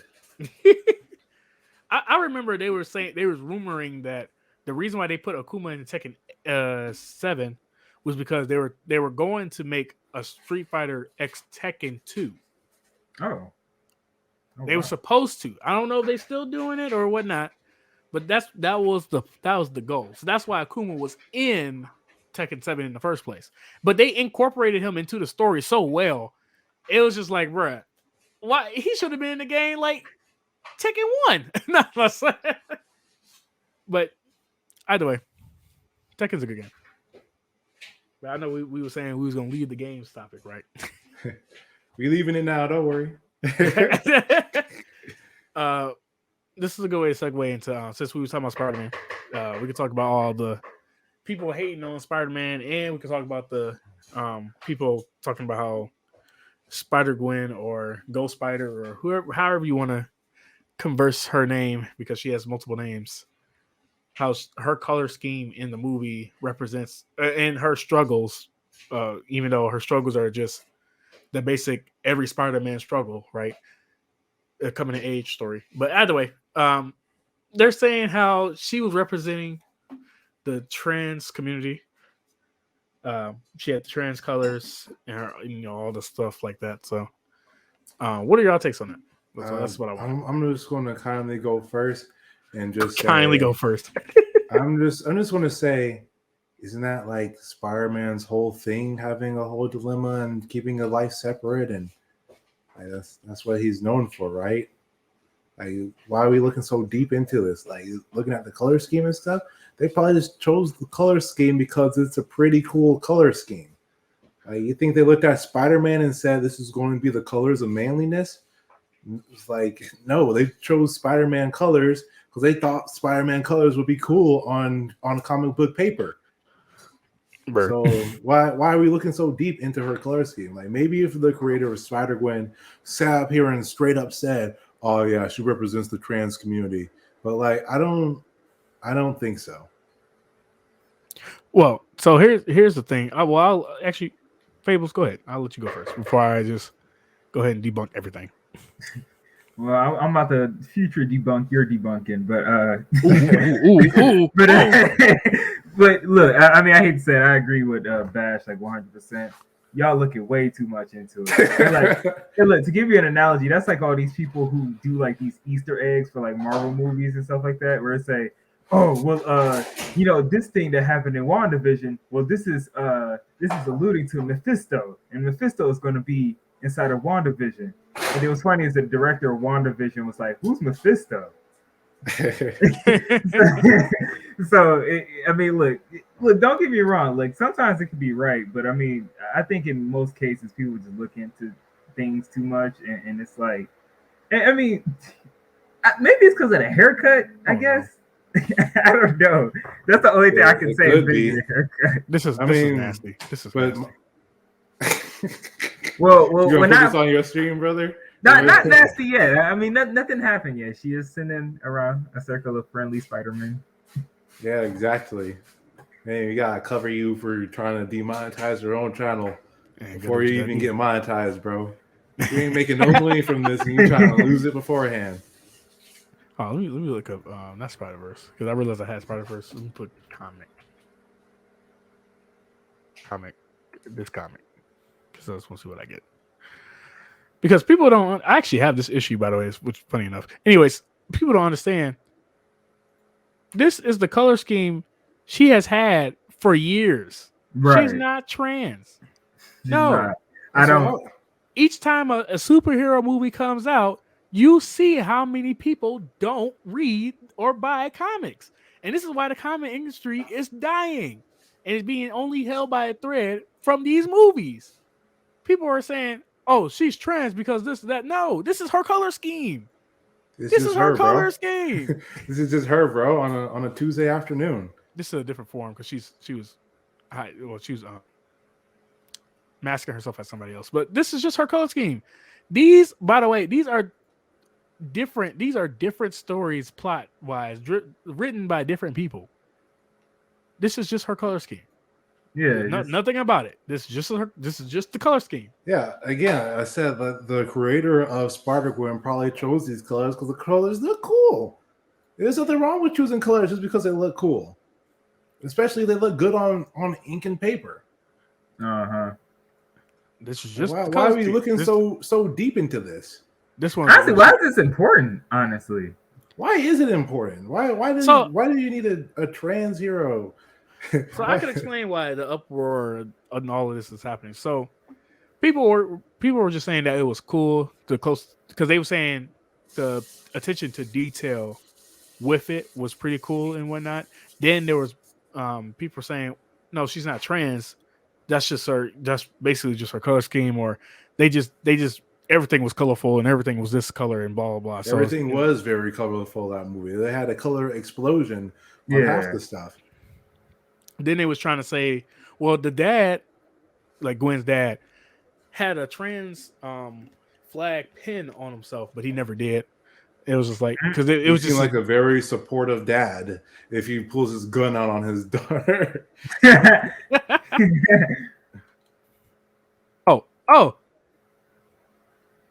Oh, I thought it would show it. Is this a post? I guess I could have just went on Twitter. Right, here we go. They don't even show the badge on his uniform. Either way, as you can see by me typing in the Google, people. This is what I'm saying. People thought that he had Leah Gottfox. Wow. But yeah, they thought her dad had a trans flag on his suit, but it on his cop uniform. But he didn't. It was just a regular. Bro, they was just looking into this boy deeper than game theory looks into the files of video games, bro. That's what I'm saying. Like, everybody chill. She's not trans. Bro, according to this file right here, all right, you listening? You following? It says that Freddy Fazbear did the bite of 87. All at once, the now 18-year-old is like, oh my god, the whole storyline makes sense. I know, right? The whole storyline makes sense. But yeah, no, it's just normal. That's just her normal coloring, guys. Nothing else to it. That's just how she was colored. The reason why the background was these colors is because that is her colors for her outfit. Yeah. And it was just representing her as a person, not any trans thing. Not saying anything's wrong if they did do it like that. There's nothing wrong with that. It's just that's just not what it was. Well, this must be a big grift right here, trying to point out stuff that don't exist. Like, that's just like them English teachers, like the running joke is like they read a book and they'd be like, oh, well, in this book, this means that, and this is actually a hidden meaning towards this, and they're alluding to this, and. Bro, you saying the English majors are cooking too much? Don't let them cook, bro. Don't let them cook. But yeah, I just thought that was. I don't know. It's just. How do y'all feel about that? When someone that don't read the comics try to speak on or make theories about comic book stuff or about characters in the movies? I can answer that real quick. I feel like I don't know. That's too controversial. But I was gonna say, I feel like we should pander to an audience that's actually going to support real. And that's stuff. what they did in the Spider-Man movie.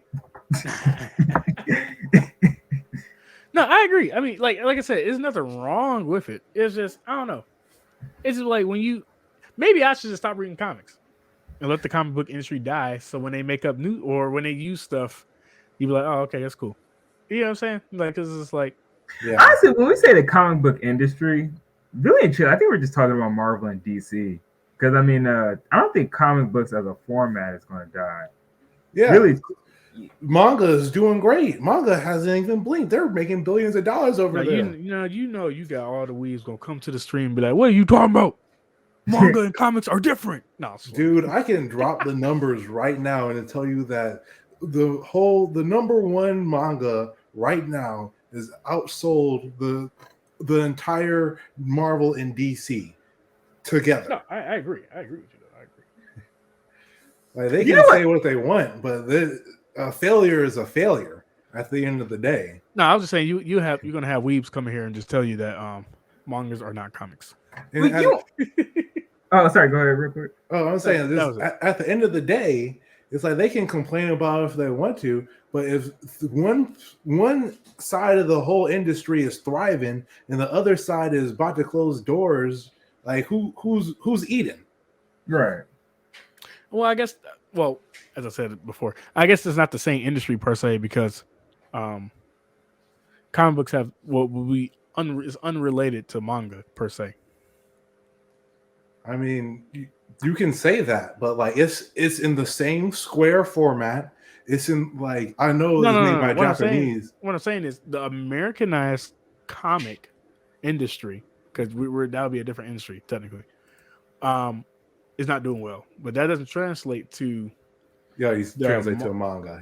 Yeah, to a manga Japanese comic industry, because there is doing amazing. Because it's just two different things. It's like that would be like saying anime video games versus our video games, and the anime video games probably do better because more people over there buy the games than over here. The Americanized games or whatever. That's what I was saying.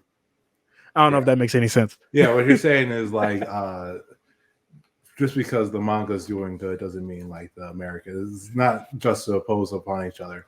But what I'm saying is they have the potential to be like them. To do good, yeah. I agree. Yeah.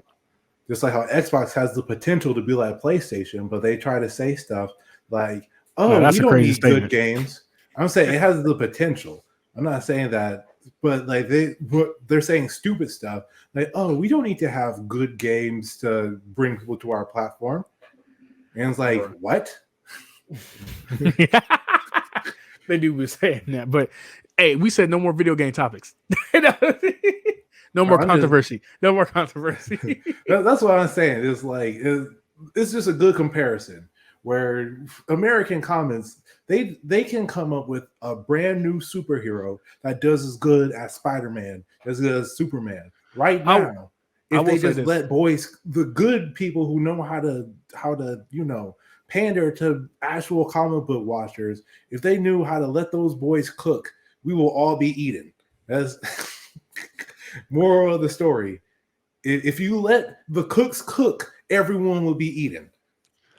I will agree with you, but one thing I will say to that point is that they have been putting out new superheroes and they have been flopping. And like they start off good, but then somewhere down the line, people just stop reading or something, and it just flops. Well, like it's like the Mrs. Marvel or like the John Kent or the Robin. Their route is all wrong. They're not trying to make cool, awesome comics. They're trying to pander to a certain side of people, and if they pander to one side versus the other, I would complain. And since they're pandering to one side, I want to complain. If they could pander to conservatives, I would complain. And it's just like I don't care if freaking Robin is gay or John Kent is gay or who else? Mrs. Marvel is a feminist comic. What I care about is, do you have compelling storylines? Like Clark Kent was fighting corporate America for global warming. Like, you call that an interesting villain? I want to see Lex Luthor pull out some kryptonite and whoop your tail down. That's what I want to see. Or Robin, I don't even know anything about his story other than he was gay. Like, that's it. And with Mrs. Marvel, she can't get a compelling storyline to save her life. It's like they just going at it the wrong way. Oh, you know what? That just reminded me too. Well, real quick, you might if I say something real quick. I was gonna say that this whole situation actually kind of reminds me of there's another situation between I think it's in the newest Dragon Ball Z anime with Piccolo and like some woman. I guess it was like a black anime woman with an afro. Oh, you talking about what's the Dragon Ball not Dragon Ball Heroes? What was the one with Gohan go Ultra Beast or whatever? It's the superhero. There you go. Yeah, and then they was trying to say, oh, well, because I think Piccolo was trying to pick Gohan up from school or pick someone up from school. But he was picking Pam up from school because Pam's a little kid right now. Yeah, and then they tried to ship the two characters, like Piccolo and the black teacher. Bro, she was there for 10 seconds. You reminded me she even existed. Right. I saw that though. I saw that too though. I know what you're talking about. They had literally 4 lines of dialogue. And people literally forgot the most important element to Piccolo, and I'm gonna leave that up to you to I guess figure that out. He spits out eggs and reproduces. That's the way how they do it. Just like when Kid Goku dragon or monkey fisted his dad, and he spat him out before he exploded and died. Literally, like well, I don't know what people are talking about here. But and then someone tried to cope in the comment section talking about some. Oh well, I mean, you could be asexual and still show feelings towards someone. And I'm like, okay, but then that's not a relationship. We show feelings for that as an outcome, like for sexualization as an outcome. Oh, you know, hold on. You about to get us taken down. Hold on. Yeah, gotta cut that off, man. Well, gotta cut it at the root. Look, I hate to say it. I mean, that's just a science thing, though. I mean, nah. It's Pride Month, man. You can't be doing that. Well, wait, hold on. So then is that why they did this? Then this whole Spider Gwen thing? Yes. No, we're talking about like in general why they did, or why they're bringing up that she's a symbol of the trans community. Yeah. Well, I think it just, the movie. So, okay. I just think that it's just so happened to be in line with Pride. Like, I think that it's a coincidence. That's what I'm going to say. So it's just a coincidence. Because people was already like, it's Pride Month. People were thinking Pride. And then they watched the movie and saw that it was in those colors. So they were like, oh my goodness. As close to detail and stuff. I mean, think about it like this. That's how you know it was good writing. If someone could come up with something like that. That's certainly a take. You said good writing? Yeah, because that means they wrote Gwen well enough to where people thought like all the symbolism and stuff that in her part was her coming out story of she's trans. I hate to say it, I think you think it on the same level as an English teacher because I don't think those thinkers in that are. Is that what? Wait, is that what we dubbing it now? An English teacher is what you're looking too deep, bro. Yeah, we're going to dub it the English teacher, bro. Oh my Tell me what the walls and this imagery mean. What? Why is the walls important? It brings an ambiance and feel. I just thought the walls were green. Yeah, tell me why Macbeth wore red socks on a Friday morning at 4 a.m. I thought he was just wearing red socks, man. He likes the color red. I used to hate that too when I was in school. I used to hate that too when they be like, "Oh, what did the pigeon that flew past her face? What did that symbolize?" Like it'd be a question like that, and you'd be like, "I don't know." It showed that pigeons can fly past people's faces. I don't know. But yeah, I get you. I get it. I was just saying that it kind of makes a little sense why people right now at least will be like, oh, like reflect back to the movie and come up with something like that when people's mindsets are more geared towards Pride because it's Pride Month. You know what I'm saying? Yeah. Oh yeah.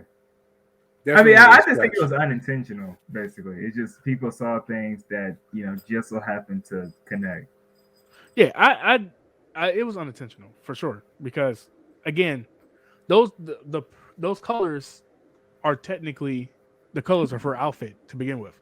And I feel like the people who are making that scene, they was just making it to show that they were representing Gwen, and this was all about Gwen at this point, making the colors of her outfit match with the background and everything that was going on. So, but yeah, so yeah. Hey, Piccolo should bag that teacher though. I ain't gonna cap. I don't know. That teacher was looking a little bit basic to me. It's like you could tell they didn't really even try when they. He's like that. He could back that teacher. Me just like, bro, man, just stop, bro. But honestly, if you even look at the teacher, you could tell she looked like an NPC. Like they basically just took a generic anime character model. Nah, bro, the game was out of the afro. Hey, no, they did a good job animating it though. Nah, she had Piccolo shook, bruh. Nah. Nah, let me see if I can find her real quick. How old is it? The black teacher? Yeah. And it's called Dragon Ball Superhero. Yeah.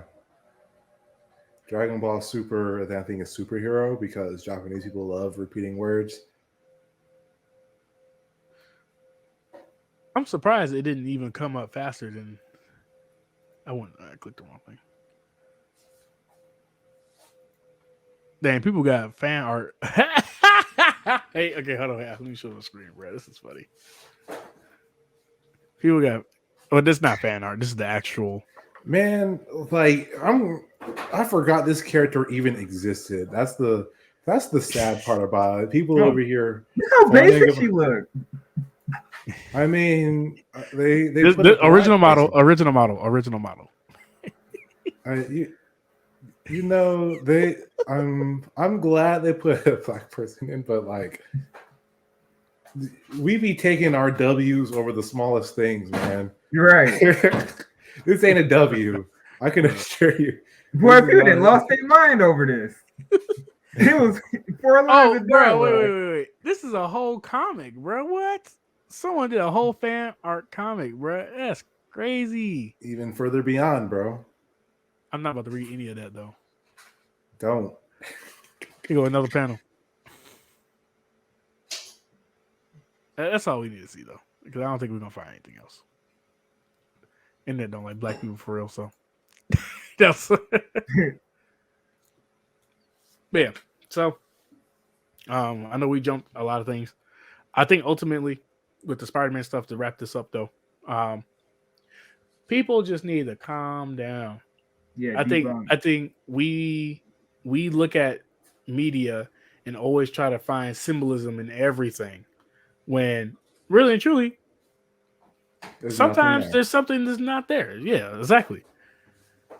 It's like when your girl asks you, what do you mean by that? Or why you ain't doing this or doing that or whatever. And the reason why you didn't do it is just because you just didn't do it. You wasn't really thinking about it.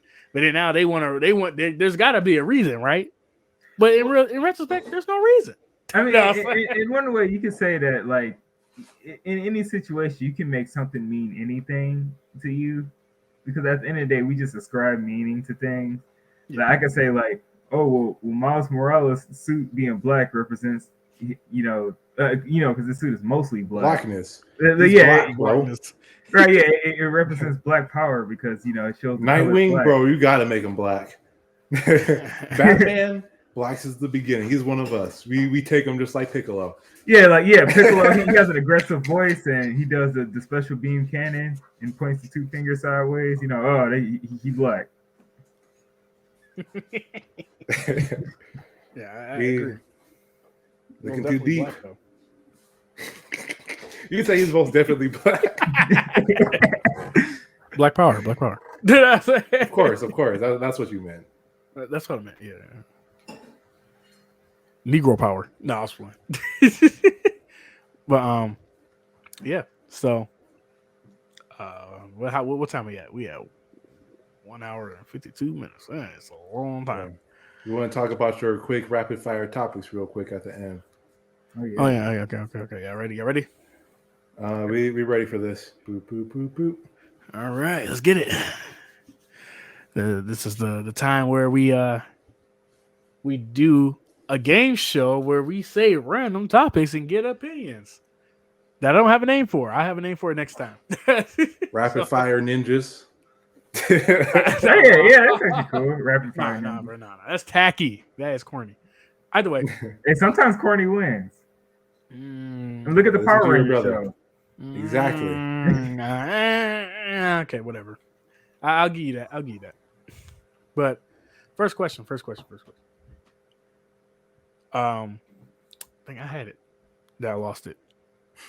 Okay, go to the next question. Next question. Hold on. Let me pull up Twitter real quick. This is where I get. Twitter. You just gotta do the 2 hour edit, just the jump cut 2 hours in, and then export the entire video. Here. What do you mean, bro? Bro, he does everything raw. Dang. Raw. Well, I'm glad that we're about to, look at Twitter stuff and comment on that, because Twitter is known for being. I have a whole Twitter, and I post like once like a month of me of different topics. I'm the worst. Oh, ooh. What are you convinced that people are enjoying? But wait. What are you convinced people are just pretending to enjoy? Go. That's not like a Reddit question. That's not the point, man. So something that I feel like people are enjoying, but like that's an interesting question. I can't think of anything.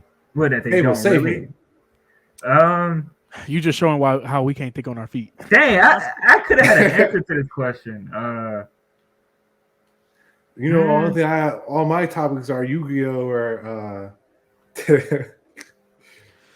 Dang. You know, we Yu-Gi-Oh stumped on the player. first question. We stumped on the first question. Yeah. On the first question, bro. But everyone can enjoy different things, man. It's hard. You said it not really, and I feel like I have an answer to this question, but like it's not coming to my mind right now. Man, if 10 seconds ago you would have said love. Honestly, yeah, I would. Cap. Well, I don't. Cap. Nah, cut it out. Cut it out. Pick something for real. All right, man. You know, people have these ready on hand. These type of questions. You gotta. Oh, I mean, well, no, that's too controversial. No, I can't do that. Dang, bro, and your brother over here about to get us all canceled because all his stuff be like, man, you know, breathing. Dang, bro, I hate that. And then we had to sit here and defend breathing. Yo, I just say okay, hold on. For one, I think people are pretending to like Trump, and then on top of that, bro, I'm out of here. Nah, I told you what was that. Yeah, man, I'm closing. Nobody want to answer. I gotta cut us off. I'm not sure this is controversial. No, okay, how about this? Politics in general. Here's what I want to say. The reason why I said Trump though is because I just saw a meme on Twitter.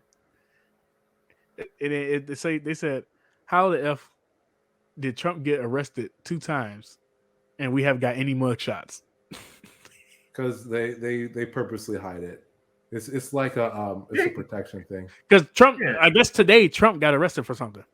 I mean, he was arrested a while ago. I think he but he got arrested again. He got arrested again and charged with 37. Whoa.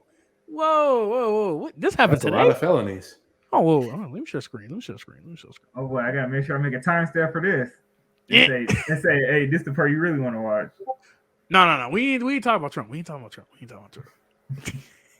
Well, look at this. This is crazy. It's okay. Become a bread tuber. It's very, very lucrative. He was mishandling and Oh, okay. He was mishandling documents. Okay, I guess. Oh, so he dropped them on the floor? I guess so. Nah, it was more like they were in his bathtub. He was having fine wine and reading classified documents. I should sign in because this is what basic Twitter. This is what somebody who don't have taste will see in Twitter. That's crazy. Oh boy. Oh look! Look at this. They're coming out with a new. I don't know what I'm looking at. Wow. Boy, look at this. I think this is they making a little Ariel Mermaid TV show for Disney Junior. Boy, I guess that Disney park money going crazy because they just spend it on anything, huh? No, they ain't got no money. They spent $50 billion to acquire Fox. They ain't got no money.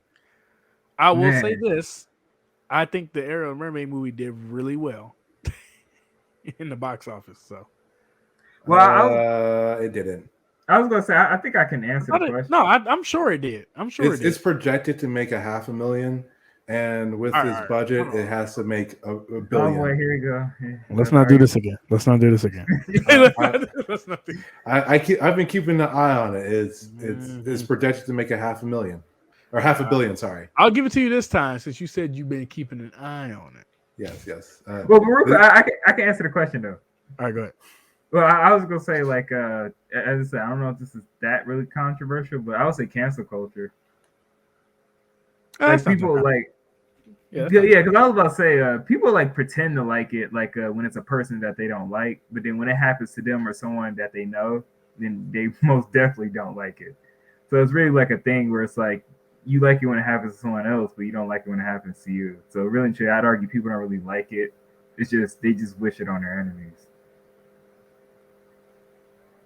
Yeah, I agree. I agree with that point. I don't think sometimes I will say cancel culture is like basically it's not real because it's like too many variables, not concrete enough for us to call it a real thing, you know. Well, really, truly, I mean, I would say the most definition for me is really just losing your job or losing opportunities, and I mean, I would say that can really happen. Yeah. Yeah. I agree. I mean, that's just like oh boy, Mr. Kang. Mr. Kang. I mean, I'm not sure. He's what? He's almost canceled. He hasn't lost his job yet. Disney hasn't confirmed anything. Oh, okay. I thought they said another person. Probably. I thought they said another person came out and said no. She retracted all of her. I think they said that she retracted all of her claims. Oh, okay. But it sounds like he's still gonna get the EO boot though. Yeah, he's probably gonna get it. Dang. Oh, here go one. Okay. If you had to go to a concert. Dang. Did you want to answer the question or? Oh, yeah, I would say it's politics. That's actually a good one. While you play, that's actually a good one. Yeah, it's like everyone's like, "Oh my goodness, choose a side." Then, like when the going gets tough, everyone is like, "Nah, bro, I hate this garbage." Yeah. I think instinctively everybody knows this country's falling apart. It doesn't even matter. Yeah, I have to agree. On that. But if you had to go to a concert, like you had to go to one, who will you go see? Yep, that's not a. Do you want to go first, Bash, or Ninjas? I mean, I feel like all my answers are going to be trash, so it doesn't matter, man. That's what you say now. Let the people get to know you. Yeah, let the people get to know you. Yeah. Okay. Well, for me, I would probably want to go to something like Imagine Dragons. There's another older person. The people who sung PlayStation All-Stars opening song, I actually do want to Coldplay? No, it was the Finale. That's the name of the song. Finale. Yes. It's the artist name is I don't know how to pronounce it, but it's spelled like Maddeon. It's like Madeon or something. Wait, spell it again. Maddeon. Maddeon? Something like that. That's what I was thinking. You said Madeon? DD, double D's. Double. Okay. I see. Exactly. That's what we believe in this household. You said final? It's called final? Finale. It's the Go Wild Fighting song.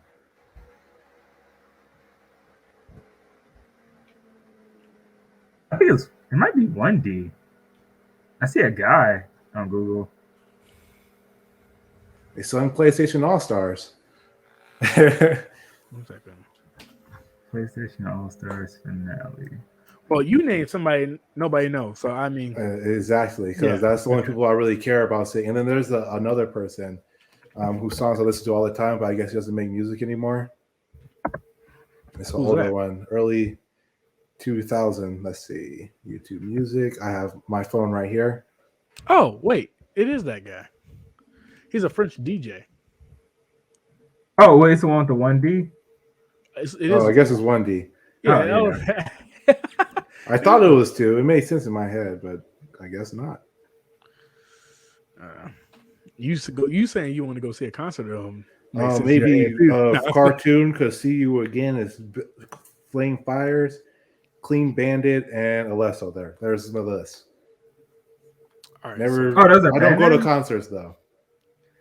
Clean Bandit. I enjoy Clean Bandit. Cartoon. They're probably just a DJ, and the last one is Alesso. Alesso. They have a bunch of bangers, but they don't make music anymore. Oh dang! Well, I would say, what genres do you primarily listen to?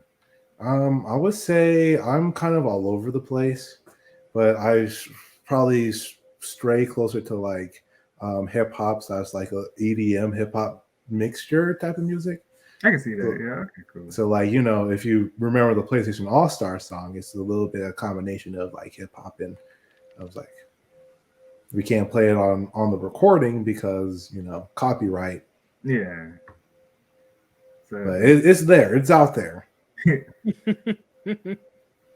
I would say, do y'all want to do that? Or I mean, I guess ninjas, do you like do like a top 3 and then favorite genres? Well, he gave a top 3, so yeah, go. I'll let you go ahead first as a guest. Okay, fair enough. Well, mine is gonna be pretty basic too. I hate to say.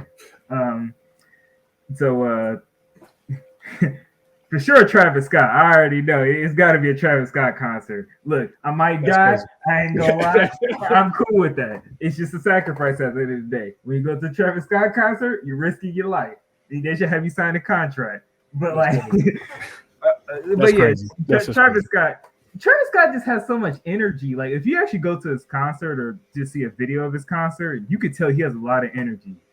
Like, he's a rager. I would say I do kind of like going to like I listen to a lot of rager type musicians.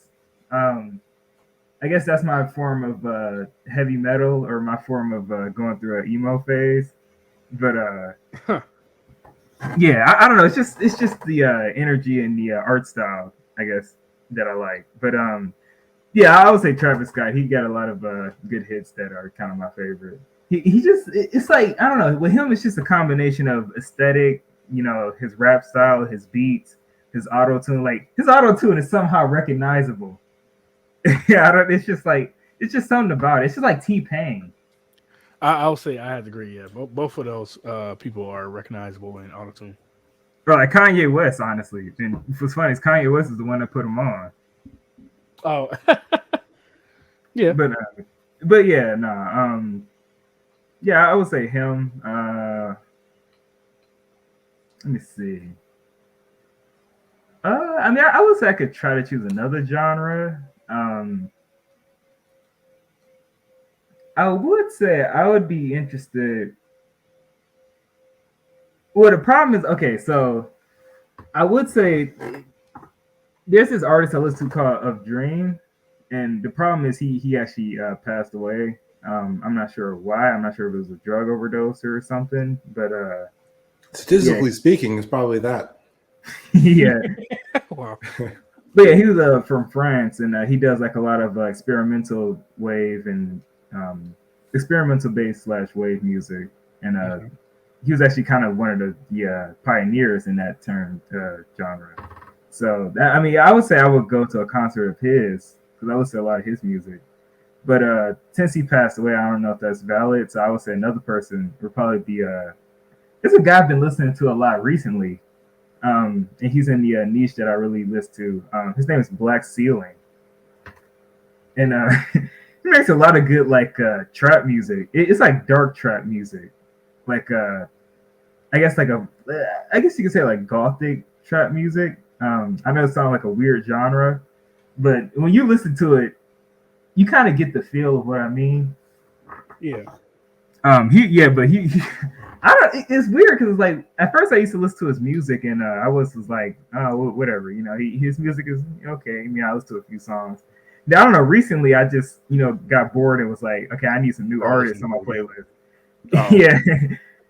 well, yeah, I listened to him a couple times. Yeah. Oh, what you say? You listened to him? No. I was saying I've done that a couple times. Like an artist that nobody really listens to. I'm like, well, I need some new music, and I go back. And, like I have one song from them, but then I go back and start listening to like their what's that word? Their discography catalog. Yeah, there you go. That's the word I was going to say, but I always tongue tied with that word, so I can't read. Don't judge me, guys. Yeah, that's actually a good way to I guess get more music on your playlist. It's like basically what I do is I like look at a song, see who's featured on a song, and then check out more music from that person. Exactly. Yep, that's a good way. Most definitely a good way. So yeah, sounds you got a strong list. I guess one more from a different genre. Wait, you named Travis Scott? Oh, yeah, I guess you do got one. Yeah. I would say the last one. Let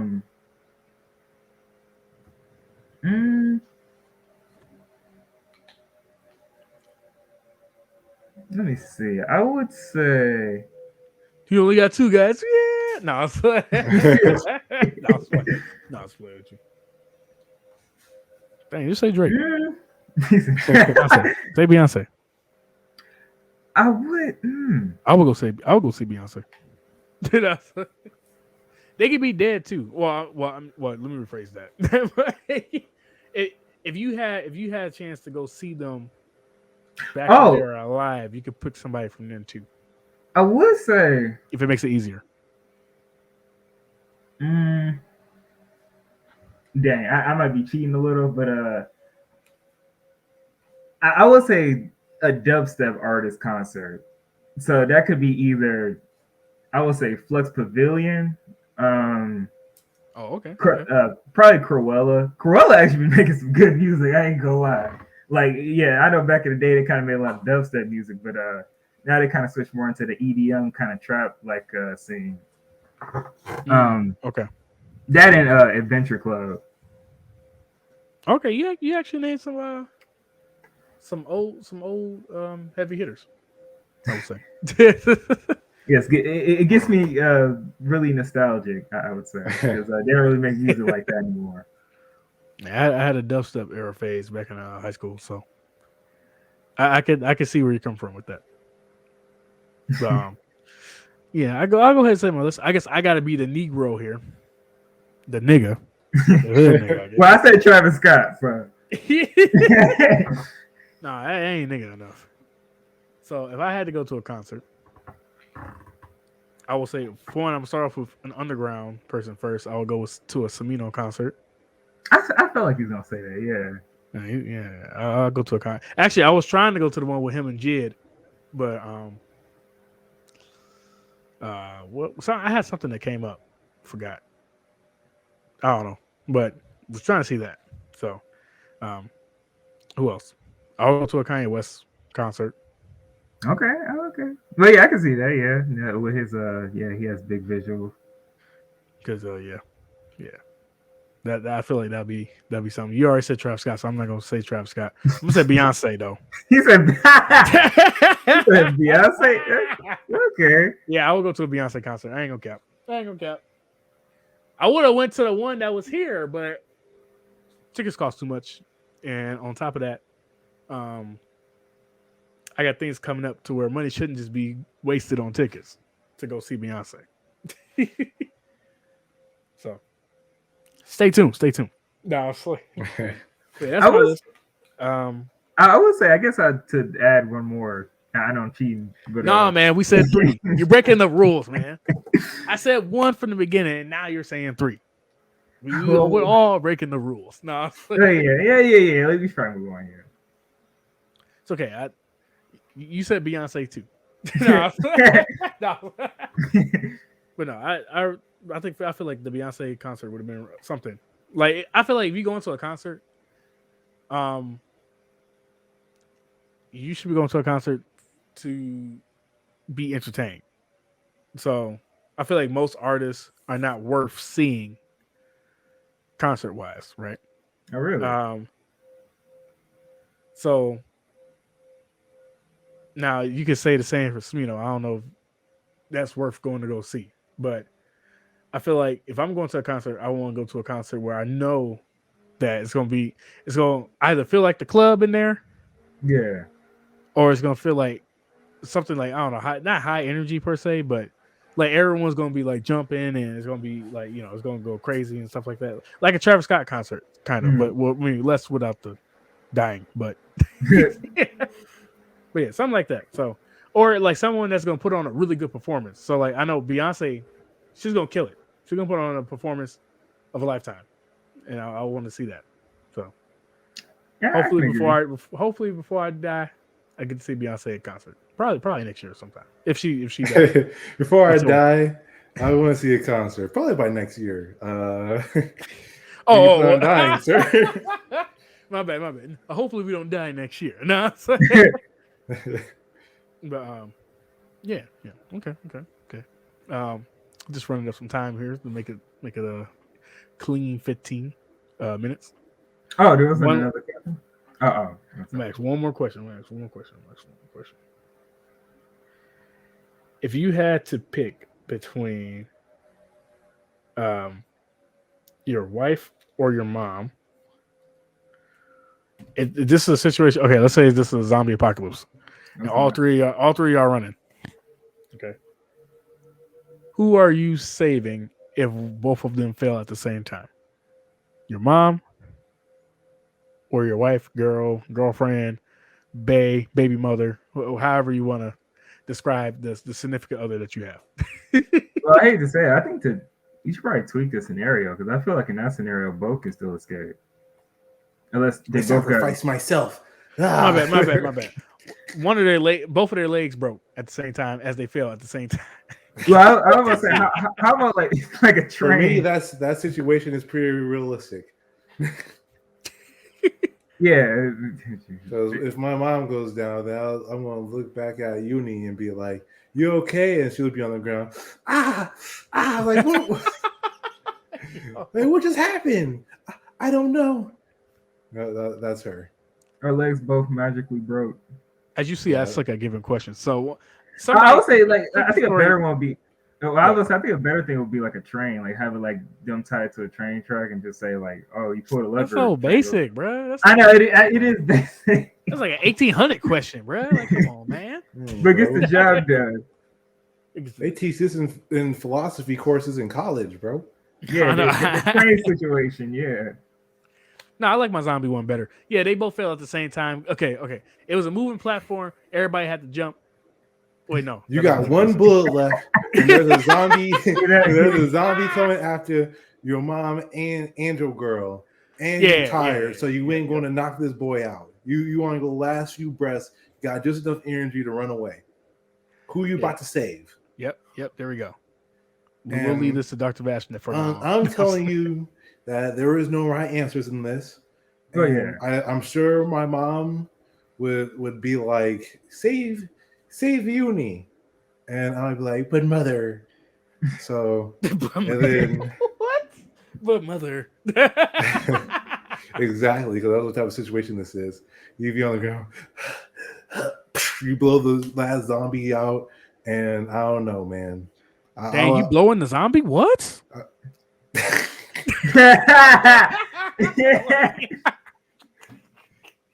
All right. Let me stop. I'm going to turn my gun and shoot Sage, and we all going to die. He's going to be on the ground. I'll make sure it's not a critical spot either. So it's going to be in the leg. So you're going to be limping, and they're going to catch up to you while you're screaming. Hey, freak you. Hey, respectable. I would probably save Uni in that aspect, just because I feel like Mama Vash would not appreciate it if I chose her over Uni. No, you didn't say Mama Vash, bro. That's crazy. I mean, actually, you know what? I feel like this question is too easy to answer. Actually, now I think about it, I feel like we all will probably choose significant other over mom because I don't know. Let's listen to Mount Fables. Yeah, I was gonna say the same, but he tried to outlie you. Like what? Well, but here's the thing. It does kind of depend though, because I hate to say, hypothetical scenarios, I do need to know more context and detail. So listen to my man. Because honestly, I could say, I would stand at a certain angle so I could shoot both of the zombies in the head, and most likely the bullet would go through both of their heads since it's soft. Nah, bro, you're tired. You ain't got that energy, bro. You out of breath. You've been running all day. You ain't no marathon runner. You've been running all day, and you got one bullet left, brother. Everyone tired. This man talking about I'm a John Wick the situation. Like, come on now. Bro, that's not what I asked, man. You trying to John move the Wick survived 4 car crashes, bro. You ain't surviving a marathon. Moving the goalposts like that. No, you're not John Wick. You're just a regular man. Who you shooting? Well, assuming I can get a regular tired man who out of breath, and you got one bullet left. Okay. Well, I mean. And the other person is going to serve as a distraction for the other zombies, and you go and listen to them scream while you walk away, limp away.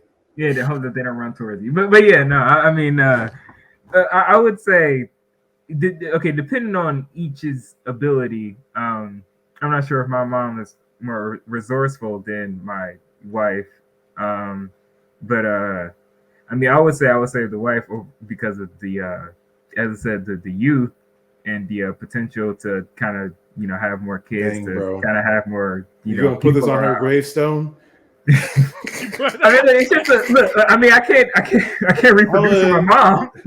I mean, you could, but I could, but I don't think that would last too long. Yeah, I don't think the offspring would last too long. Let's just say. Hey, they might. All I gotta say is, if I had the energy to that you got clipped, bro. That'll be a short. Want you to know. Welcome to the clips, my brother. Welcome to the clip. You got Vash. You got clipped too. I know. I got clipped too. I got clipped too. I already know. Everybody getting clipped out here. Sorry, I just saw. Also, wait. That reminded me of clips. I need to ask you. Remember that clip when I was doing my command grab on you and the time ran out right when you were supposed to die? Yeah. And you won the game. Yeah. Make a clip of that and send me that clip. Make a clip. Don't you got the footage? No, it was during the time when my stream was frozen. I went over that 3-hour stream 3 times. Okay, it is not. I didn't go through it second by second, but I was dragging the thing around and looked and paid attention to the clock and seeing when it dropped below 20 seconds, and I didn't get it. It just didn't happen. Well, you're in luck, mister, because I still have the clips. And I can get it for you. Just give me the time frame. It's within the first 30, 40 minutes. Yeah, I sauced you down right there. Okay. No, but yeah, I guess I'm gonna say these 2 posts and then we're gonna get out of here. So first post, because we was talking about Injustice. Somebody was just roasting how Injustice was not a real fighting game. That's about it. Oh, that's a lie. I'm sorry. Yeah, that's just objectively wrong. We can move on from there. The funny here. I'm gonna send this post. Yeah, let me send this post to Discord, bro. This is funny. Yeah, because the funny thing about it is because the original poster was like, why do people money match in this game, bro? And then somebody was like, yeah, this is not a real fighting game. And it's showing a clip. Yeah, I'm gonna show it on stream. I'll show it on stream. Just let me Was it because it was an unfair fighting game to some extent? They was talking about here. I'm gonna show it. Don't even front. I'm gonna show it. I think I might have seen a video like this where they was talking about how bad the animations were or something like that. Like they were analyzing the animations and how it wasn't abiding the physics.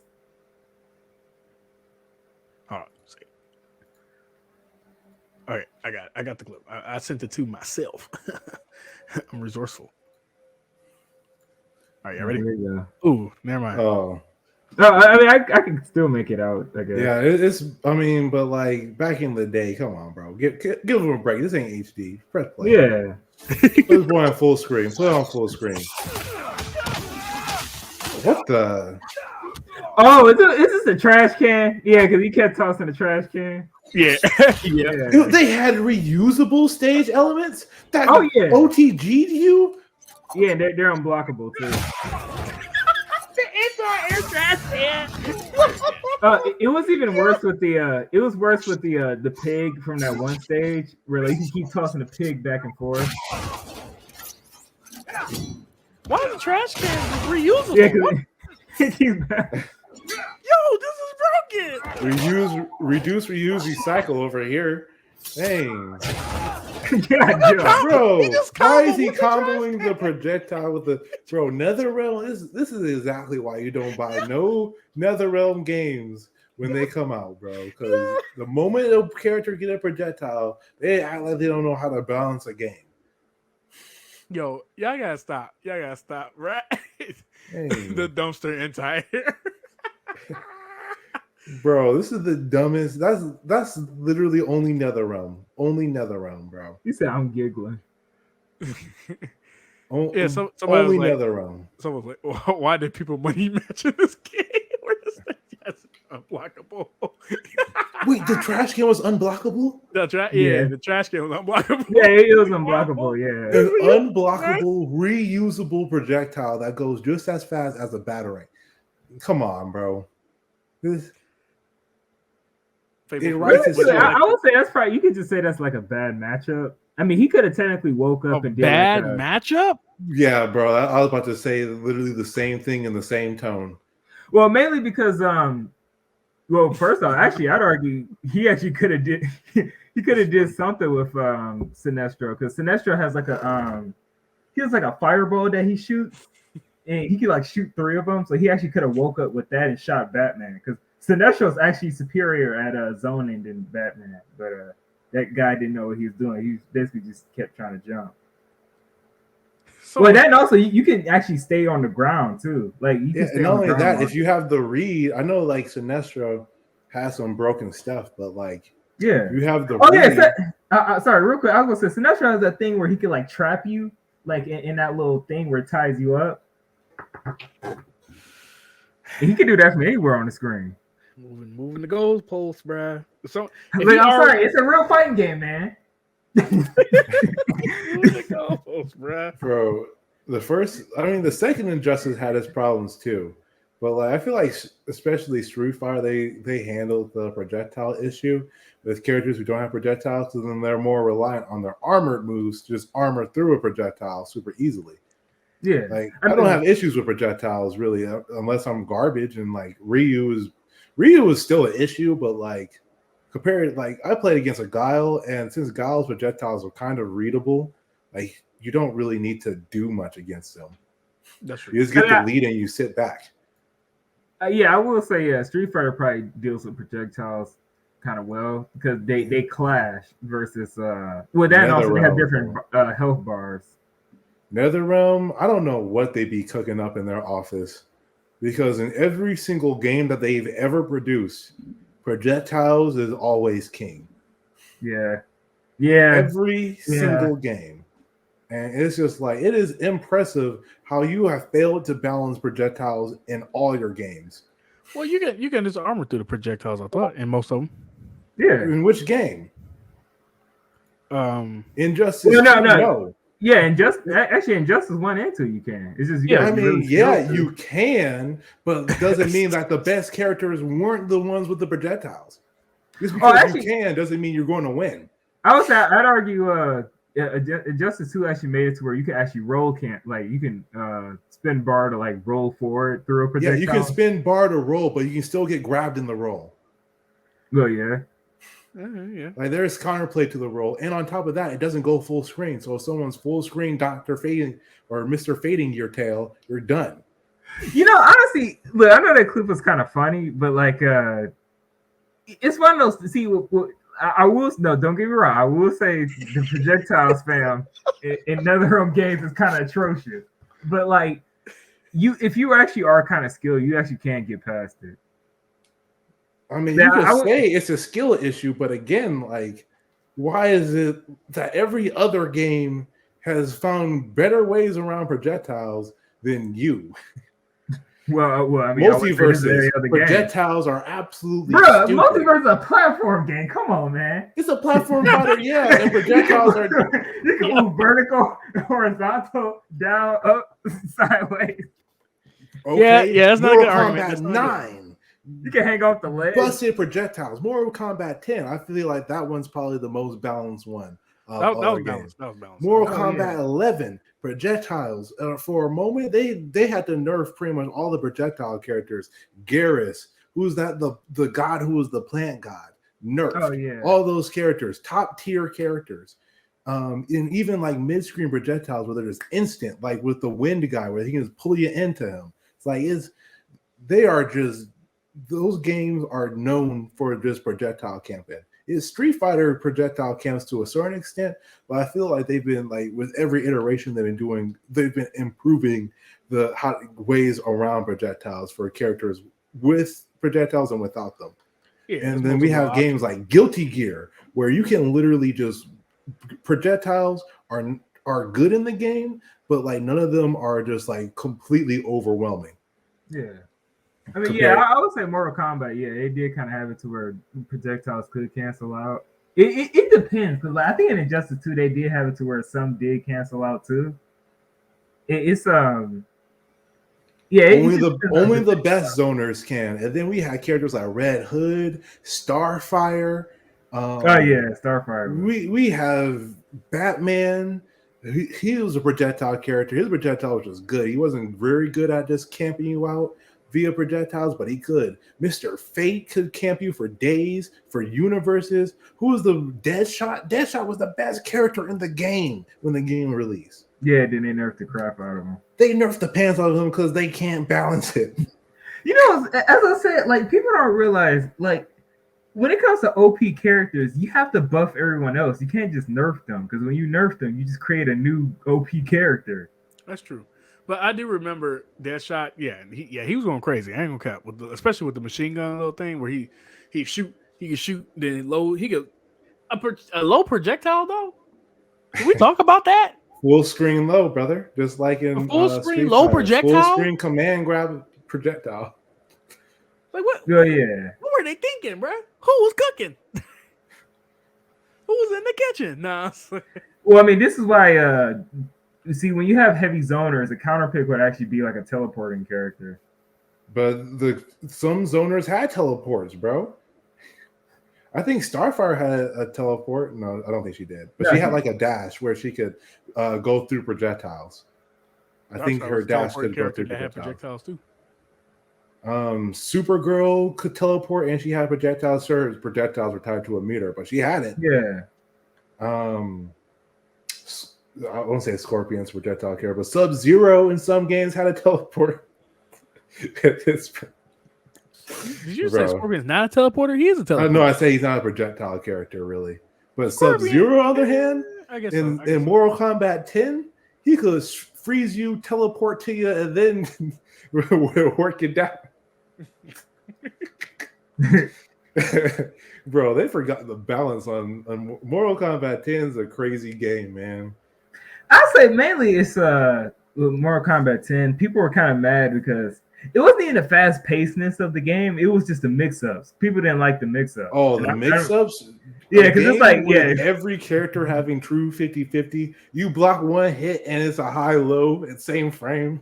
I'm actually cool with that. I don't know why people say that's unfair. Like, there's a lot of games that are like that. That's how you open somebody up. Because you can't just be sitting there blocking all day like Street Fighter. But like if you blocking, you gotta have some security. Wait, this boy trying to roll Street Fighter? Well, I hate to say that is kind of how Street Fighter works. Like it has 50-50s, but at the same time, Street Fighter is built on the fact that you have to wait till your opponent hits and you have to hit them or outspace them. Something that I have to say that I like about Street Fighter though is that the game definitely feels very turn-based. It's turn-based. Yeah. It's your turn and it's your opponent's turn, and sometimes you can like cheat out a turn, an extra turn, and like sometimes you can get away with things that you're not really supposed to get away with. And playing the game, I definitely feel like, compared to like Dragon Ball Fighters, where it's like, okay, you're going to be blocking for a while now. And I have to say that I do like having safety and blocking. There's nothing wrong with feeling safe, bro. The amount of mix-ups and no, I don't mean like in fighters, but I'm just saying like in fighting games in general. Just like it's good to feel safe while blocking. Like if I know this character good enough, I feel like I should be able to perform in blocking. Like, you know, and in games like, you know, Dragon Ball Fighters or Mortal Kombat 10, where there is 100% true 50-50s, and you are literally just holding a direction and praying. well, actually, I was going to say, it depends on the fighting game. I mean, I would say what you said is kind of like personal preference. I mean, you know, I would say if you value like games like kind of like Street Fighter, where it's like more turn-based, I mean, you know, that's cool in itself because it's like, okay, you can't hit now, so it's my turn. Or then when someone try to hit you, or it's like basically frame data. But like the reason why I like combos are freaking frame data on freaking Street Fighter. like platform games is more emphasis on position. Like you hit someone based on their position, and like 3D fighting games is like based on kind of position too. But like it's just multiple directions to move. Like it's a lot of things. I mean, I don't mind 50-50 games, that in long combo games because it helps the fight go faster. Because like, if you're just blocking all day, that's kind of boring. It's like, okay, that's great. Honestly, what's funny, it's more impressive when a person blocked through multiple 50-50s versus a person just like blocking normal hits. It's like, oh, okay, well, yeah, we knew they were going to do that. I get you. Yeah. I mean, yeah, especially when I watch I forget his name, Go1, Goichi Go1 in Dragon Ball Fighters, when they say he has Ultra Instinct moment when he had one character left and he had to block like 3 true 50-50s and then he came back with the game. Yeah. Like, all right, that's pretty hype. But I ain't no Goichi. I'm going to get shredded on the first 50-50. I'm like, bro, that's a 50-50? That's going to be every time. Honestly, I think 50-50s, like what makes it so good is that it's straightforward. Like it's like, okay, it's you straightforward get to an hit. extent, but like in Mortal Kombat 10, there was 50-50s on top of 50-50s, bro.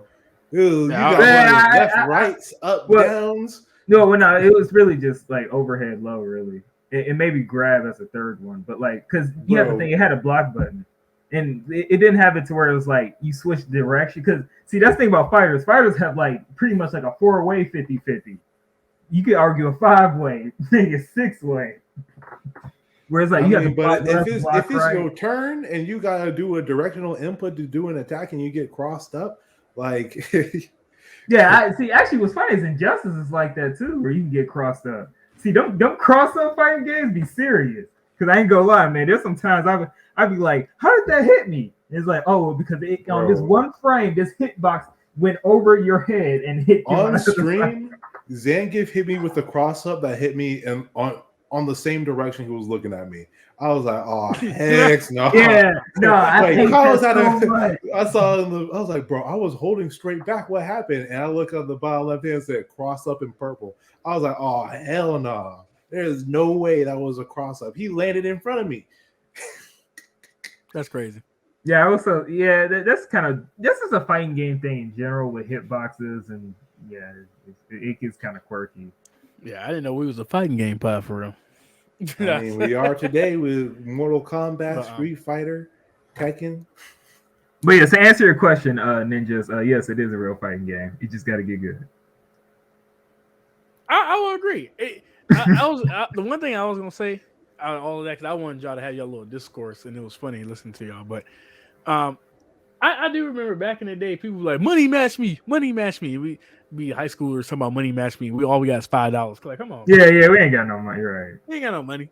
Talk about some money match me, bro. Put your money where your mouth is. Money match me. And it's funny because that's the only time I ever heard that term. Instead of saying let's bet on it or something like that. You know what I'm saying? Like typically people just say let's bet on it, whatever. But then the only time I ever heard that term was like the Injustice days or when people would play like Smash or whatever. They'd be like, money match me, money match me. And people trying to hustle people by money matches. Weird time in high school. Yeah, fun times, weird times, but fun times. Fun times, weird times. You kind of have to be careful though, because you didn't want to get a person mad. Because I mean, when you play a game and the game's being unfair sometimes, or maybe you just know more than the other person, then they might be like, "Hey man, how I get hit by that? Oh, you cheating?" And look, to some extent, look, this is why I say whenever you play a fighting game and you really trying to go competitive, you just need to sell your soul and just use a high tier character. Because it's like it's no point in using a low tier character unless you really that I play good. low tier for my viewers. That's crazy. We all love the underdog story. It is almost written in human DNA. The underdog story is always loved. Oh yeah, I agree. Yeah, because I mean, if you got to work harder for your win, I mean, yeah, it'd always be valuable if you actually did win. But if you actually did, wow. If you actually did win, it's always, I mean, what's funny is I have low tier character syndrome, where it's like I for some reason I always pick a low tier character unintentionally. Like I think the only time I didn't pick a low tier character was when I was playing Skullgirls and I liked Eliza. And I just picked her. I was like, oh, she's pretty cool. She's Egyptian, whatever. He was like, oh, this is the highest tier character in the game. I was like, oh, well, there it is. Yeah, she was pretty high tier in that game. I can't even lie. Not anymore, though. Oh, yeah, because all them new characters came out, yeah. Mm-hmm. Yeah, they always make the DLC higher tier, so. Yeah, new characters go. I know, right? If you're a new character, you got to win. But okay, I think that's enough about fighting games. I just wanted to show this one little thing right here. People comparing this scene, saying like, so you remember Cloudy with Chance Meatballs? So this is like the cop and his son. They were saying like this is Miles' dad, and then Miles Morales in the background. So it's just a fun. Angel son, Cal. What's up? I love him so much. This is my only son. You see my beautiful angel? Oh my god. Well, I mean, they are both black, so sure. What in the world is this? Get off of Twitter. This stream is over. Yeah, I hate you so much. Get off Twitter. This stream is over. I agree, though. I have to agree. Imagine that. We just have a stream just scrolling through Twitter and just see the dumbest things. I gotta log in, but yeah, I be having some dumb stuff on my Twitter. I had to send the last 2 posts that I showed. I had to send that to the group chat because, yeah. Yeah. Crazy. But okay. Yeah, I think we did a good job here. We did our mission. We did our job. Put in our hours, put in the work. Yeah, getting paid. Getting paid. Yeah, we got a little spicy on the stream. So Yeah, that's good. A little spicy. Just add a little seasoning. Hopefully nobody cancel us. But either way, Mount Fables, go ahead and lead us to the outro. Well, yeah, I mean, as I say, before, Mount Fables, you can find me with that tag on Instagram and yeah, just Instagram, really. Yeah, find me on Instagram at Mount Fables if you're interested. Check it out. Okay. That's all you got to say. Yeah, pretty much. Yeah. No follows count, no subscriber count, no goals in mind, no nothing. Well, yeah, I'll say this. At the end of the day, you do what you love, and you kind of let the chips fall where they may. If you become famous, you become famous. If not, it's all about the experience, I guess, in this case. Mm-hmm. All right, Dr. Bass, I want to say your outro.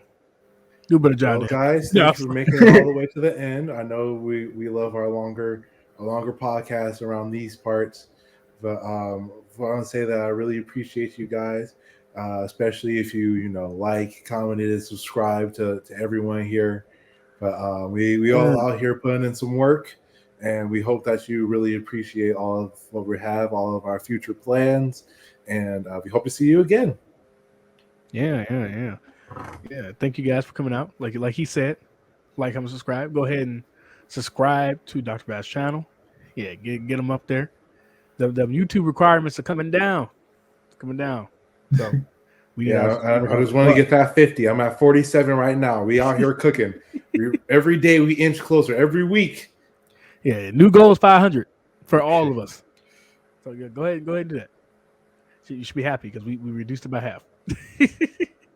Other than that, y'all all have a good night. Goodbye. See ya.